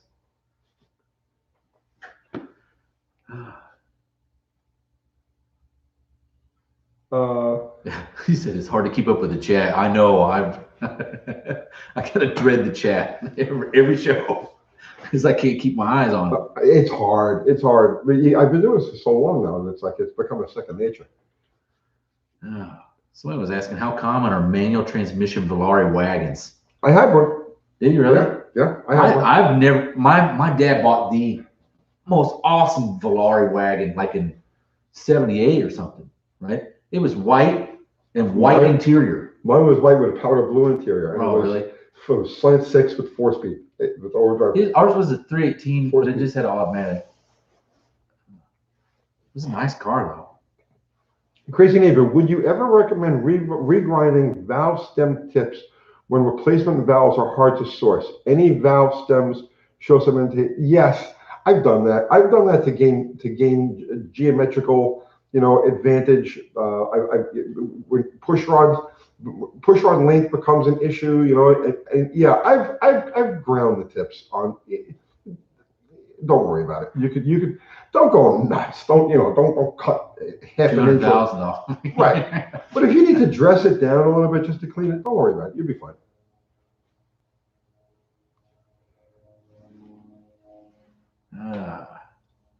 Tony, what rear end did that 426 Hemi have in it? It's an automatic also at an 8 3/4. Oh, really? I thought they all came with Danas. Only stick shift cars? Only 4-speed cars. Really? Well, later on, if you ordered like the super drag pack, you know, with the automatic, you would get a Dana 60. Oh, all right. But standard All Hemi automatic cars came standard with an 8 3/4. Oh, that's interesting. I did not know that. What about the like 440 cars? Did they ever get? Same thing. All the Same 440 automatic cars had automatics. 444 speeds had Dana 60s. Oh, all right. The custom fastback Cougar Kiwi was working on. I have to get a hold of Kiwi. I haven't talked to Kiwi in too long. I got to get a hold of him. Oh, this guy's asking about non-resistor plugs in a 392 Hemi. I use Autolites, man. I'm an Autolite freak. I don't know, right? Yeah, I don't know where the hell they made. I'm still having good luck with them. Oh, really? I cracked one so easy. Really? Yeah, I'm like, what the hell? And I looked, So I went back to the box, and it was a whole different logo design, the whole 9 yards. Well, actually, come to think of it, I did crack one recently, side gapping it. Oh, really? Yeah. I cut like the electrode, and there was side gapping the thing, and I thought it went in a little too easy. You know what I mean? Because usually you got to wiggle a little bit. And when I turned the plug over, the ceramic fell out. That's exactly kind of. So yeah, I cracked, and I looked at the box, and I'm like, wow, this one looks completely different. It's got a new logo and everything, but it's made in China. Like, oh crap, they're getting everybody. I'm wanting to port heads on a 2.8 V6. Oh, should I recondition the original heads and get new seals, maybe guides? Man, if you're gonna go for guides, if you got to do guides on that, throw that away and go get another. Yeah, go get a set of reconditioned heads at the parts store. Yeah, if you got to change guides, seals are no big deal. I mean, seals you just slip over the. You're gonna have a lot of money in those guides. But yeah, if it needs guides, yeah, just get yourself a set of reconditioned heads. Steve says, I recently cracked 2 Autolites. I thought it was just me. No, yeah, I did it. I mean, I have some older ones that were made in America, but then when I got these new ones, it was like pink, and that sucker cracked.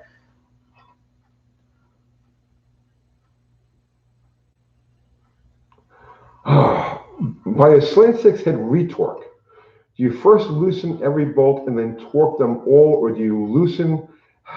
So I'm gonna be perfectly honest with you. I've never retorqued one.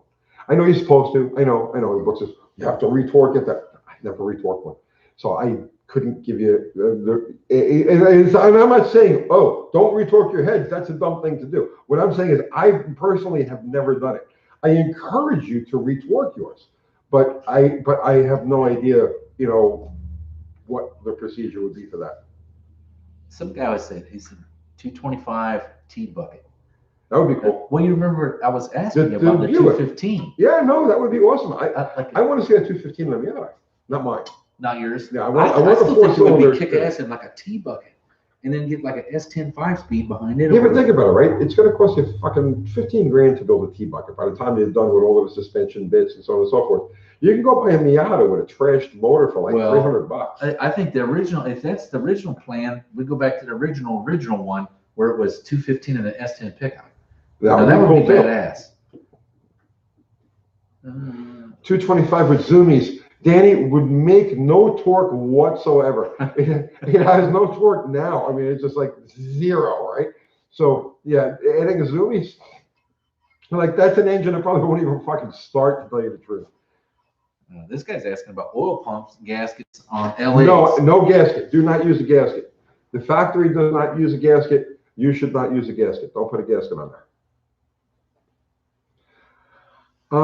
Odysseus Spyridondis. Where the hell did you come up with that name, my brother? Tony, are you going to do any videos on a 66 Dart you bought? Eventually, it's a survivor car, and I'm not going to modify it in any way, shape, or form. But I do want to do some videos about, let's say, making a survivor car nicer. You know what I mean? Is that the gold one? That's a gold one. I got it. Like for instance, I'm gonna recover the seats. So we'll do a video. We'll do some videos on like how to do upholstery. Yeah, just little things like that. I just want to make the car nice. I don't want to change its character at all. Tony, have you ever owned a Cuda or Challenger? I have many Cudas and Challengers way back when. I like them, but they just don't. They don't talk to me. It's hard to explain. So to me, they're not worth the e-body tax, if that makes any sense. You know, because everything is more expensive and harder to find and fragile on an e-body. So to me, I like them. I love when other people own them. I marvel at them. They're beautiful fucking cars, but I don't want to own any of them because I just don't want that e-body tax that comes along with owning an e-body. This guy says, Your name is Greek. Okay. That's what I kind of figured, but I thought, oh, maybe he put some crazy screen name on there because I know Google sucks. It's not Greek. Oh, I don't even know if I'm pronouncing it right. This is, I thought I was having a stroke as I was reading it. Man. I'm like, oh, okay.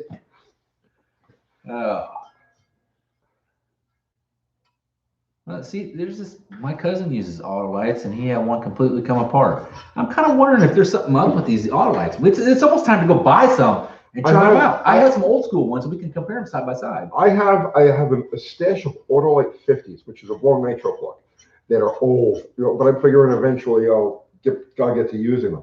So I could pop one of those out and compare it to the modern version of that. I have probably 6 or 7 sets of new Autolite 86s because I use those in the I use them in all of the small blocks, and they go in a size 6 also. So I have 5 or 6 sets of new plugs at the shop. We could do that.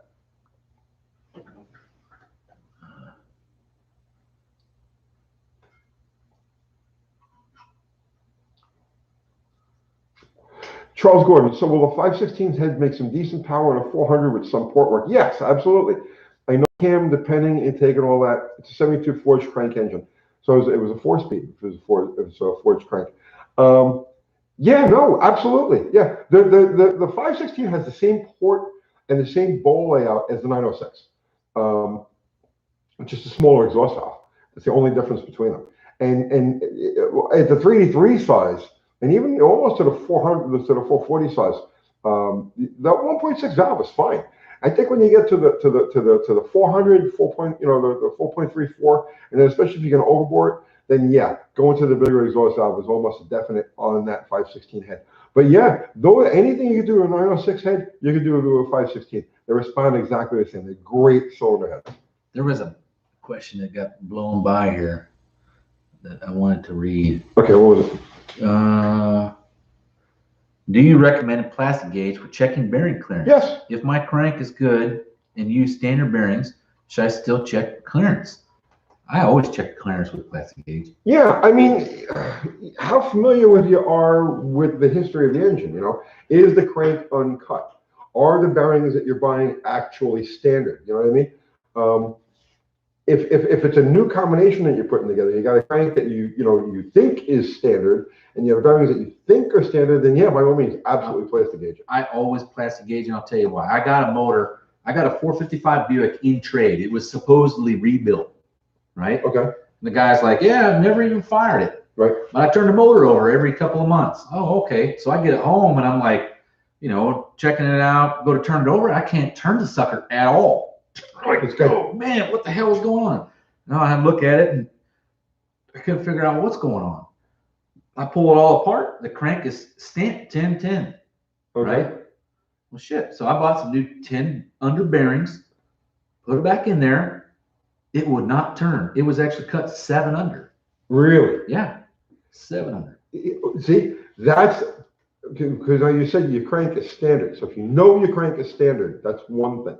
But if you've had any machine work done, if it's been cut at all, yeah, absolutely, every time. Check it. I mean, you can check it with micrometers, but yeah, plastic gauge is perfect, right? Yeah, you absolutely want to check that. See, like when I have a crank cut for myself, I always go to the loose side. So if I'm going to have the crank cut, let's say 1010, I'll tell them I want it 11. Yeah, because I like that extra oil clearance. I do too. You know? I like them when they got like 2.5 thousandths clearance. At a minimum, I want to see 3,000. Honestly. Oh, I don't go that far, but that's because these Buicks are all over the crap. Right, yeah. If I let them bleed out, then they're gonna have nothing top end. So, let's see. I'm building a Poly 318 over at LA 318. It's mostly street with some light strip.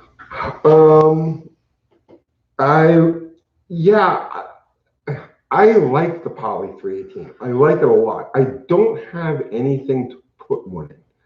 Don't they fit on anything that had a 318 in it? They don't fit A-bodies very well. Oh, really? Is it because the heads are so wide? Yeah, it's just the layout. You know what I mean? The layout of them.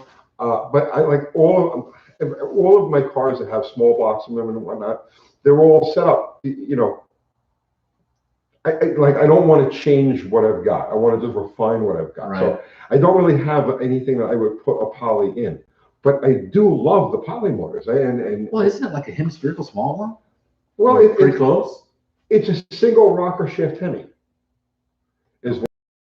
So instead of the valves being directly apart from each other, like directly across from each other like this, they're more like this. Okay. Okay. So it's a canted valve. It's like a Cleveland or a big block Chevy. Okay. I knew that the heads were really, really well for the time would have been considered exotic.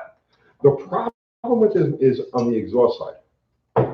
The exhaust ports are small, and because of the way they would have to fit you, they droop. So the exhaust port, like if you look at a small block Mopar exhaust port, it's just like shooting a fucking exhaust just out like this, right? Yeah, right. It's like Well, God created the this extreme exhaust port, opposite of the Poly. right? The Poly, the exhaust port goes like that, right?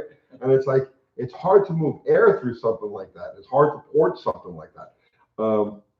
But people do make good power with them. There's this one guy. Google. Oh God, I can't think of the name of it. Just Google high performance polysphere Chrysler, right? And you'll see there's this guy that gets like 500 horsepower on these things, normally aspirated. But like this is a wizard. Like this is somebody who like devoted his life to this engine and finding exactly the things to do. I met a guy that did Y blocks like that.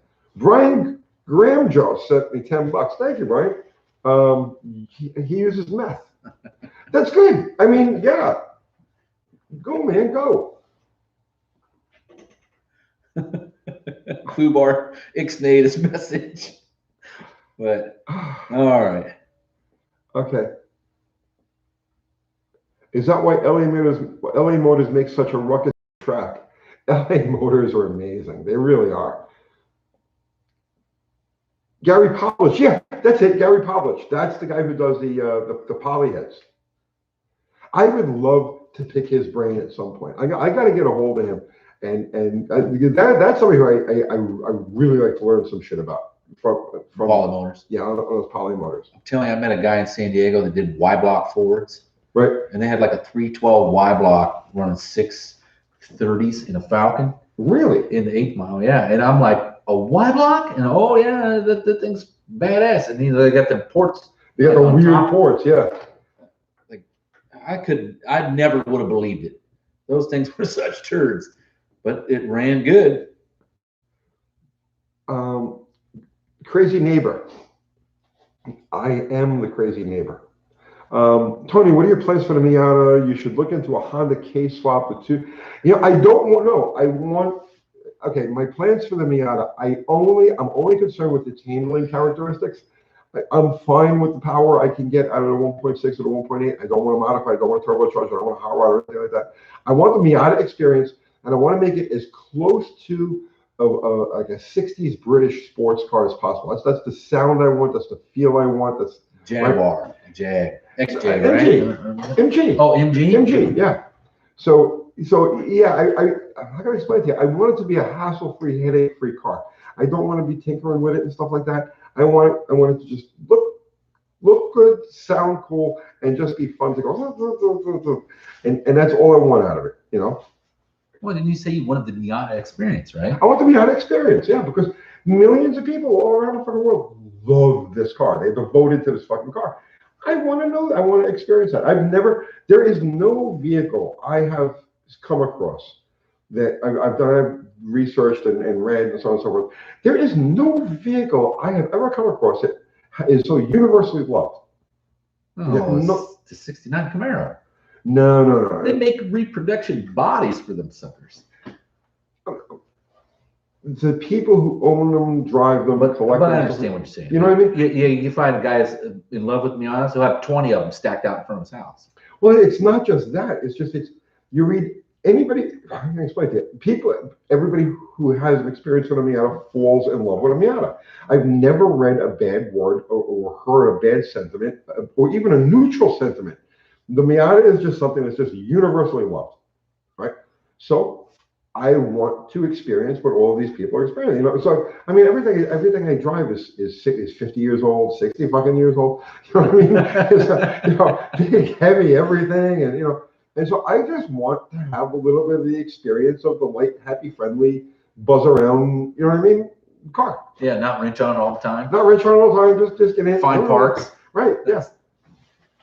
Oh.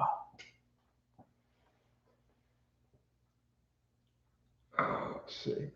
Okay. Just to contribute, Uncle Tony, this is Ben with the 72 Polara. I have a crocked head on a 360 and wanted to know if the 273 has the better head. It has a smaller port, right? But I mean, you're talking about a cruiser. Just put another set of 360 heads on it. You know what I mean? If you're going to use the 273 head, the 273 head is great. Has a great exhaust port and a bumpy compression way up. But it's going to need more, especially like to run your. It'll be good torque. You ought to be great torque. But it'll be flat on space at 3,500. It'll be a good truck motor. Okay. Let's see.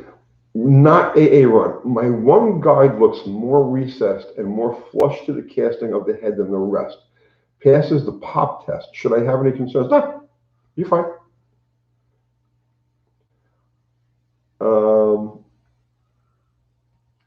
Wayne Ferguson, I had a 318 seat repaired with heat blown metal. Okay. The head was heated to weld, which may have softened it. I run it and lost 3 other seats that had real bad spring pressure stuff. Okay. Oh man, well, if that's the case, see if you can find another 318 head. Yeah, I mean, they're common, man. You ever play around with the 4V Cleveland? Oh, I have. He has. I have a 4V Cleveland head on a Windsor motor in my Thunderbird. You should see his Thunderbird. We should do something on that car. I should probably pull it out of, I don't know what you would call it. Hibernation. Yeah, I guess it's hibernation, or I'm thinking like whatever you do with the Quasimodo in the dungeon. I just put it in the garage and left it there forever. Drained all the oil out and all the antifreeze and fuel.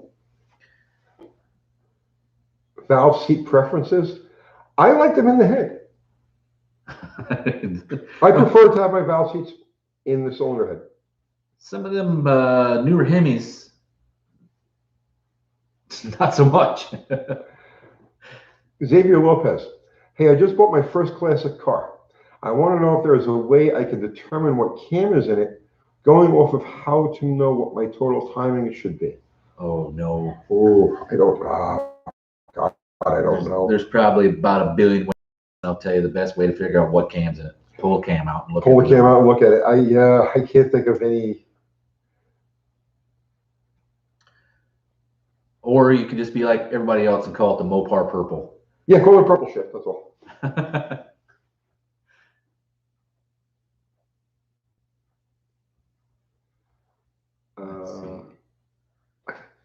You read. Oh man, I don't have glasses. I am not good at this. I'll keep going.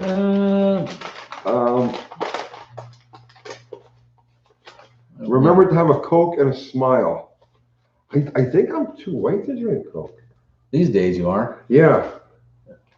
You need a, and I'm not even white. You need to whiten up. You're white. I'm real white. Yeah, you're real white. But what's funny is like before we got into all this stuff, and what's funny is like, well, you're Italian. I got Irish heritage, but I mean, I've never ever ran around telling anybody I'm Irish. They say I'm fucking American. I'm American. That's it. But oh man, for some reason, yeah, the whole world seems to have it. You got to be a color for some reason. Yes, I'm off white. Off white. Yeah, off white. The KKK won't take Italians. Oh, really? That's true. I don't know. I did not know that. I've never ever looked them guys up. I'm sure, what would live in Tennessee? I'm sure there's probably not too many of them far from here. Well, actually, we're in Murfreesboro. This is where it like kind of started. Oh, really? Yeah. Oh, isn't this where William Bedford Forrest or Yep, whatever was Nathan from? Bedford Forrest. Nathan Bedford Forrest was from this area. Yeah. Oh, well, let's see. 50 Shades of White. Yeah, that's me. I actually get sunburned just walking by a 60-watt light bulb. Oh, Kicky Kid didn't like Catholics either. Hey, let's talk about something You're else. so picky. How do they have anyone in their group? They hate everyone.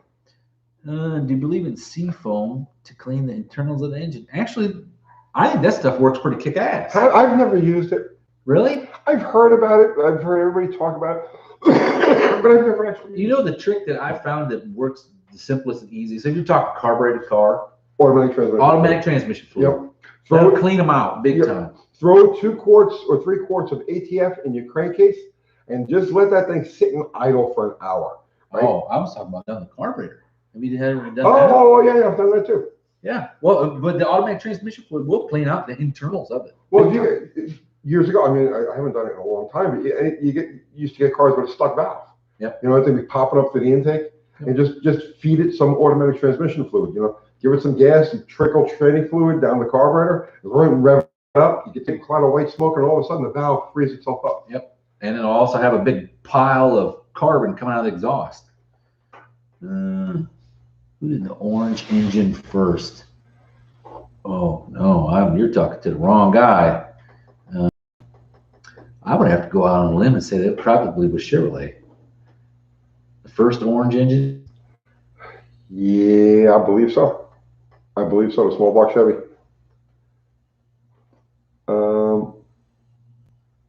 What are your thoughts on a 289 cylinder heads on a 302 block? All I know is it raises compression.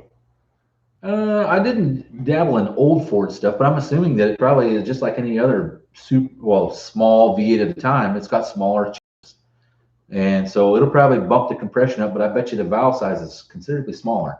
Well, I don't know. That 289 had 4-inch bore, didn't it? So it may be the same size as the 302 head. Okay, Wayne Ferguson, I just measured a 318 rod smaller than 6 millimeter meat, so it should be able to offset by 2 millimeters, then bush to gain 1. Yeah. See, I don't know if it's cost prohibitive. How tight are you with the machine shop? I don't know. You might be better off just buying a set of pistons. I don't know. Or a different rod. Rods aren't that expensive these days. Scott makes some cheap rods, but I mean, they're not all Chinese. If you're willing to buy the Chinese stuff, 289 heads suck. You can't really do much with them. Okay, well, that answers that question. I've never seen a Hypo 289 head, but I know that the coveted ones are like the 351 Windsor 70 heads. That's the ones everybody, for some reason, talks about those being great. My personal opinion was the Windsor, if you talk to any of the Ford guys that are not a Windsor fan, they call them Weezers because they can't breathe. Okay. And I mean, look at the Cleveland. Cleveland, you can put a Cleveland head on a 289 if you want it. Didn't Case tractors come with orange engines, I think, before Chevy? Oh, I don't know. Yeah, I'm not a tractor guy. I don't know. I know International red paint is the same color as the Buick red.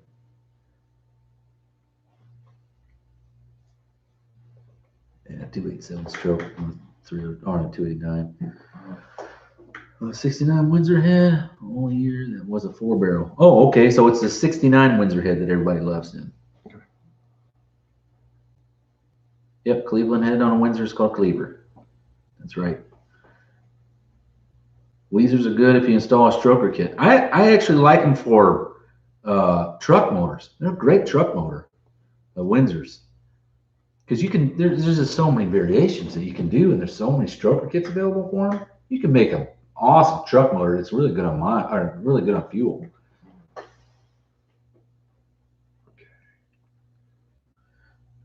Cleaver.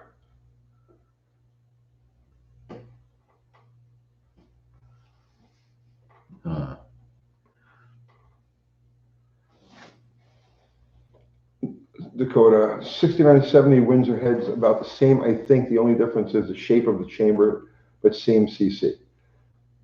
The shape of the chamber has a lot to do with stuff, man. This guy's from Russia. He's Where? on our channel from Russia. Right Oh, here. nice. I say hello to you too. He's working on a what, Ladna? Or is that what it is? Ladas. I love Ladas? that. Garage 54. You guys ever watch that channel, Garage 54? They're Russian. What a great channel. They do all this crazy stuff with these cars. These Ladas. All right, John Wilburn, time Dakota out. That's important. Orange engines or gaudy? It depends which one you're talking Oh, about. I love orange engines. Orange and red. I think the one I really like the most. Remember the Oldsmobile Gold ones, the Rockets? Yeah. Oh, they were beautiful. They were awesome. They were beautiful. And a lot of slant sixes were yellow. Oh, really? Yeah, like industrial. like school bus yellow? Yes, Or- like a bright yellow. They were like the industrial and the truck motors and stuff like that. They painted those yellow. I thought they were always like red or something. Smith 8446. I know the channel has you pulled in every which direction, and it does. Any chance for a Cars and Coffee revival or weekend night cruise down in the borough? Smith, organize it, and I will be there, and we'll promote it. You know, what I mean, I don't have the time or the inclination. I just don't. My headspace isn't there, man. But if you want to organize it, get a hold of Uncle Kathy. Send her an email at uncletonysgarage@gmail.com, or get a hold of Dallas. Yeah. Yeah. How would people Dallas get a hold at of you? ahraonline.com. Send something to Dallas. You guys organize it, man. We're all there. I can't do it myself. That's all. Or we want to do a cruise down at the square? Sure. Is that what the deal is? I'll do anything. I don't Well, care. I think that would be I'm kind of crazy kick ass. that Like with that square, everybody parks on all the both sides of the road. We used to That'd be do cool. that. Really? I guess it was about 10 years ago. We had a bunch of guys here, like a Mopar club. And we had a 68 Roadrunner, and we had a bunch of different cars. And we would all go down, we park on the square and just fucking hang out. That's awesome. We haven't done that in a long time. Yeah, well, maybe we need to start doing that. Maybe that's what's wrong with the world today. Not enough square parking. Bastard 60 Bel Air Rat. Good name. Question, guys. Factory 283. Factory timing is 4 degrees, but runs like crap. When I set advance to 6 degrees, is that cool or no? Oh, that's fine. That's fine. Yeah. As long as it's not spark knocking. It probably means that your damper has slipped. Because remember now, on your harmonic balancer, the harmonic balancer is 2 parts. You get the hub that goes to the crankshaft, and then you've got the damper part, The outer ring. the inertia ring, which is on the outside of that. And there's a strip of rubber that separates the hub from the inertia ring. And over time, what will happen is that inertia ring will slip. So it could be when you're sitting at 4 degrees, you might actually be sitting at 4 degrees after top dead center. You know, it could be retarded that much. So check your timing marks. It could just be that. Get number 1 to top dead center, right? And then number 1 cylinder top dead center. Check and make sure that your marks line up on the damper and the timing cover. And I almost guarantee you're going to find that it slipped 4, 6, 8 degrees. And you know, Chevrolet is the only ones I ever hear about that on, really. No, Like, I've Mopar's heard, too. do they really? Yeah. Well, I'm kind of wondering, the Chevrolet has a big inertia ring on the outside. They got that heavy dampener, Well, Chrysler used all different sizes. and they still slip. They use some small, You thin think it's ones on the some steel vibration tech deal? motors. And Or harmonics. yeah, it's just over time, man, because it's rubber and it's glued. You know what I mean? It's like Right. so over how many millions and millions and millions of cycles does it thing go like this, and eventually starts to work its way. You think about it, right? If you lose, let's say 100 millionth of an inch every time you run the car, you know what I mean? After, you know what I mean? How many road? After 100,000 miles, it's going to be a quarter inch. It's your right, exactly. Yeah. So, huh. Oh, tips for tuning secondary jets or just plug reading. And a Frankenstein Holly 600. Just set back to factory spec and starting to dial in. Wait, read that again. When tips for tuning secondary jets, or is just plug reading had a Frankenstein Holly 600 just set back to factory spec and started. All right. I'm thinking that all it is he's got to start from the beginning and he's wanting to set it up. And he's wondering about secondary jets. And if you just had it set back to factory specs, Well, if it's a vacuum, if it's a 600, it's a vacuum secondary carburetor. right? So it doesn't have jets in the back. It has a metering plate. Yeah. So yeah, if you've got the stock metering plate in the back of that carburetor, then just tune off the primaries. Right? Don't worry about the secondaries. Just tune off the primaries. Mechanical fuel pump, small Chevy. You're whispering. Oh, I know. The mechanical fuel pump on a small black Chevy. Would it be strong enough for a return line? Sorry, I have questions, and I would rather ask somebody with experience. It will be, as long as you're not talking about a high demand fuel system, right? So in other words, like if it's just daily driver, cruiser, that sort of thing, then yeah, you have no problem. You can run a return line. You have plenty of volume there. If it's the kind of thing where you're running, let's say, a Quadrajet, which has a very small fuel bowl, and it's a hot rod thing, and you're on it, then no, you do not have enough volume to run a return off of that. Oh, this guy's saying, hey, your video listed from today says it's number 4, but it's actually number 5. We made a mistake. How dare you be human? Thank you for pointing out. I'll make the change when we get home. Chevrolet used 2-piece harmonic balancers on some motors in the 80s, and they always came apart.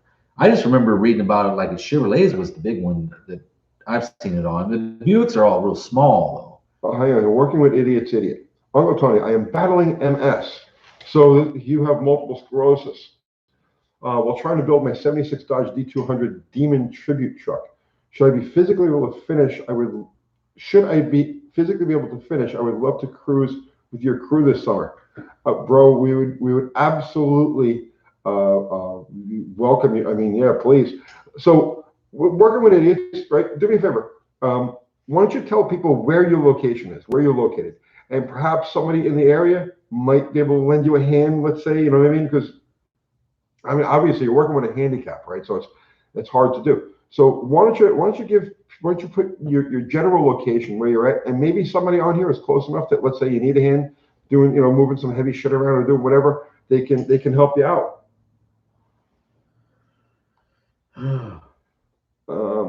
Do I ever watch Dylan McCool's channel? He does it. I've seen a few of his videos. He's only about, I don't know, 30 or 40 miles down the road. He's in Fayetteville. Oh, really? Yeah. Huh. I had a strange issue with the Motorcraft 2100 the other day. The press fit center and Venturi fell out. and jammed the throttle plate shut. What's better than open? Yeah. Is the 2100, is that the 2-barrel like on the Pintos and stuff? Say that again? Is that 2100 Motorcraft? Is that the one that's like on the 2-barrel on the Pintos? Yeah. Like a Pinto carburetor? Yeah. Oh, wait a minute. The 2100. No, the 2100 is it's half of the 4100. It's the 2-barrel. Oh, that okay. You know what I'm talking about? With the solid pump that goes in the front. Yeah. So it looks like probably the stuff that came on the or late 60s, early 70s. Yeah. Like 302 Ford.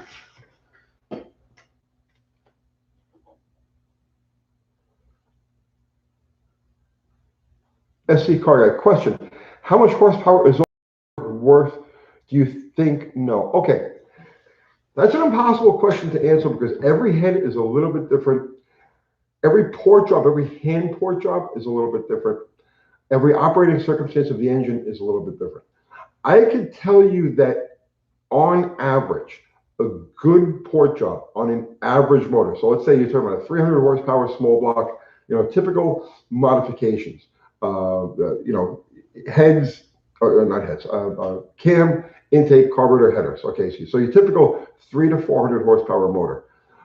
A port job like we outlined, the basic port job like we outlined in that video today is probably worth about 30 or 40 horsepower. What it is it's a link in the chain. So let's just say you've got a completely stock motor and a stock intake, stock exhaust, right? And it's going to be operated like, just like a normal RPM range. You're not going to see any benefit whatsoever, okay? But when you start to tune the intake and the exhaust, the cam. You come up when you try to create that cohesive package where the exhaust is pulling and all your pulses are doing what they're supposed to be doing and everything else. Well, that's where that work really, really makes a difference, and you will feel it. I mean, like absolutely. A minor port job like we outlined today, just cleaning up the bowls, gasket matching, cleaning up all of the imperfections in there, fluting the exhaust so there's no sharp edges, probably 30 to 40 horsepower. And you could push that even further depending on how much work you're going to do. And a lot of it has to do with how good or how bad the basic casting was. Like on this Buick head that I'm looking at here, the work that we were talking about doing almost doesn't have to be done on this head. It's cast from the factory. It's a beautiful casting. I mean, I wish you guys could see this thing. That's not bad. No, that's cast like a modern cylinder head. That's exceptional. And I have done some bowl work on 350s when you just like don't care about like the Lemons car. The Lemons car I did bowl work on, and I don't know, it should make an improvement just because I decreased the size of the guide in the runner. Wayne Ferguson, any of Crystal's Ask Uncle Tony vids coming up? We're revamping that channel. It's going to have a different name, and it's going to be with Crystal. And but I can't talk about it yet. It'll be within a couple of weeks. And that is going to be really interesting, completely different than anything that we've done. But yeah, that we're going to get back into that very, very soon.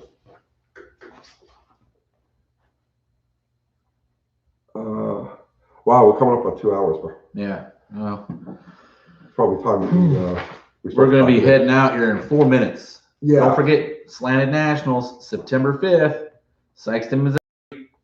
Jefferson Motorsports Park, and the first 1,000 people through the gate get free coronavirus vaccination. And a tattoo. You get a tattoo, right? And AHRA online, right? Yes. Make sure you go to AHRA online, and what do they have to do? You can either become a member. There's a couple guys from here that joined. We have a fan membership, fan only. You send a decal, shirt. Look at this, right? All the newsletter. How good is that? It's $35. And they get stickers. They get a couple. They get a decal. They get a shirt and newsletter and $35. Yeah. Holy shit! How could you afford to do that? It's just how it goes. You're too good. I figured the numbers are the numbers, right? Yeah. And what else? Tomorrow night, Uncle Kathy and I are going to be on the Old Car Guy and Slant Six Fans channel. They do a podcast. So there's a link to that on our community channel. So if you're around tomorrow night, 7 o'clock Central Time, please join us. So that ought to be fun. I'm looking forward to talking with these guys. And I think that's about it, right? Yeah. Yeah. Have we covered everything? I think so. We pretty much covered most of the stuff on the basic cylinder head stuff. And can a Canadian join? Hell yeah, you can. What, you're gonna let Canadians in? Well, he's got to send me some maple syrup, but I'll let him in. Canadian? Yeah. They used to actually have AHRA tracks up in Canada. Wow. Once upon a time. Besides sending us their Alberta Clipper we just got the other day, we can also have Canadians join the AHRA. Oh, they call it the AHRA? Hey. The AHRA. All right. So, guys, thank you all for joining us.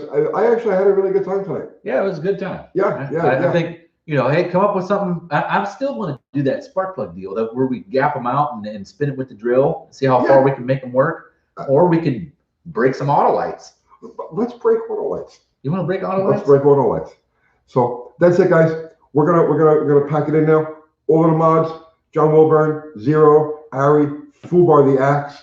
Thank you guys so much for keeping everything running smooth here. And Dakota, right, man? Dakota, you didn't get timed out tonight. I don't remember seeing you getting timed out. He did a couple times actually, I think. Fubar probably got him. Yeah. Yeah. Somebody time him out again, just so that we have There you go. Thank you, John. Okay, and Fubar. Okay, we had a double timeout on Dakota. Dakota, we love you so much. You're such a great kid. Him and his family came up to visit. We were doing a live one Sunday night. We do, by the way, if you're not familiar, we do a Sunday night live show every Sunday night. And it's not tech, we just talk about things, right? But yeah, Dakota and his whole family came up to join us on a live one. Oh, really? That's Nicest cool. people on earth. That's So, cool. yeah. So that's it, guys. We're out of here. And I'll see you tomorrow. See you later.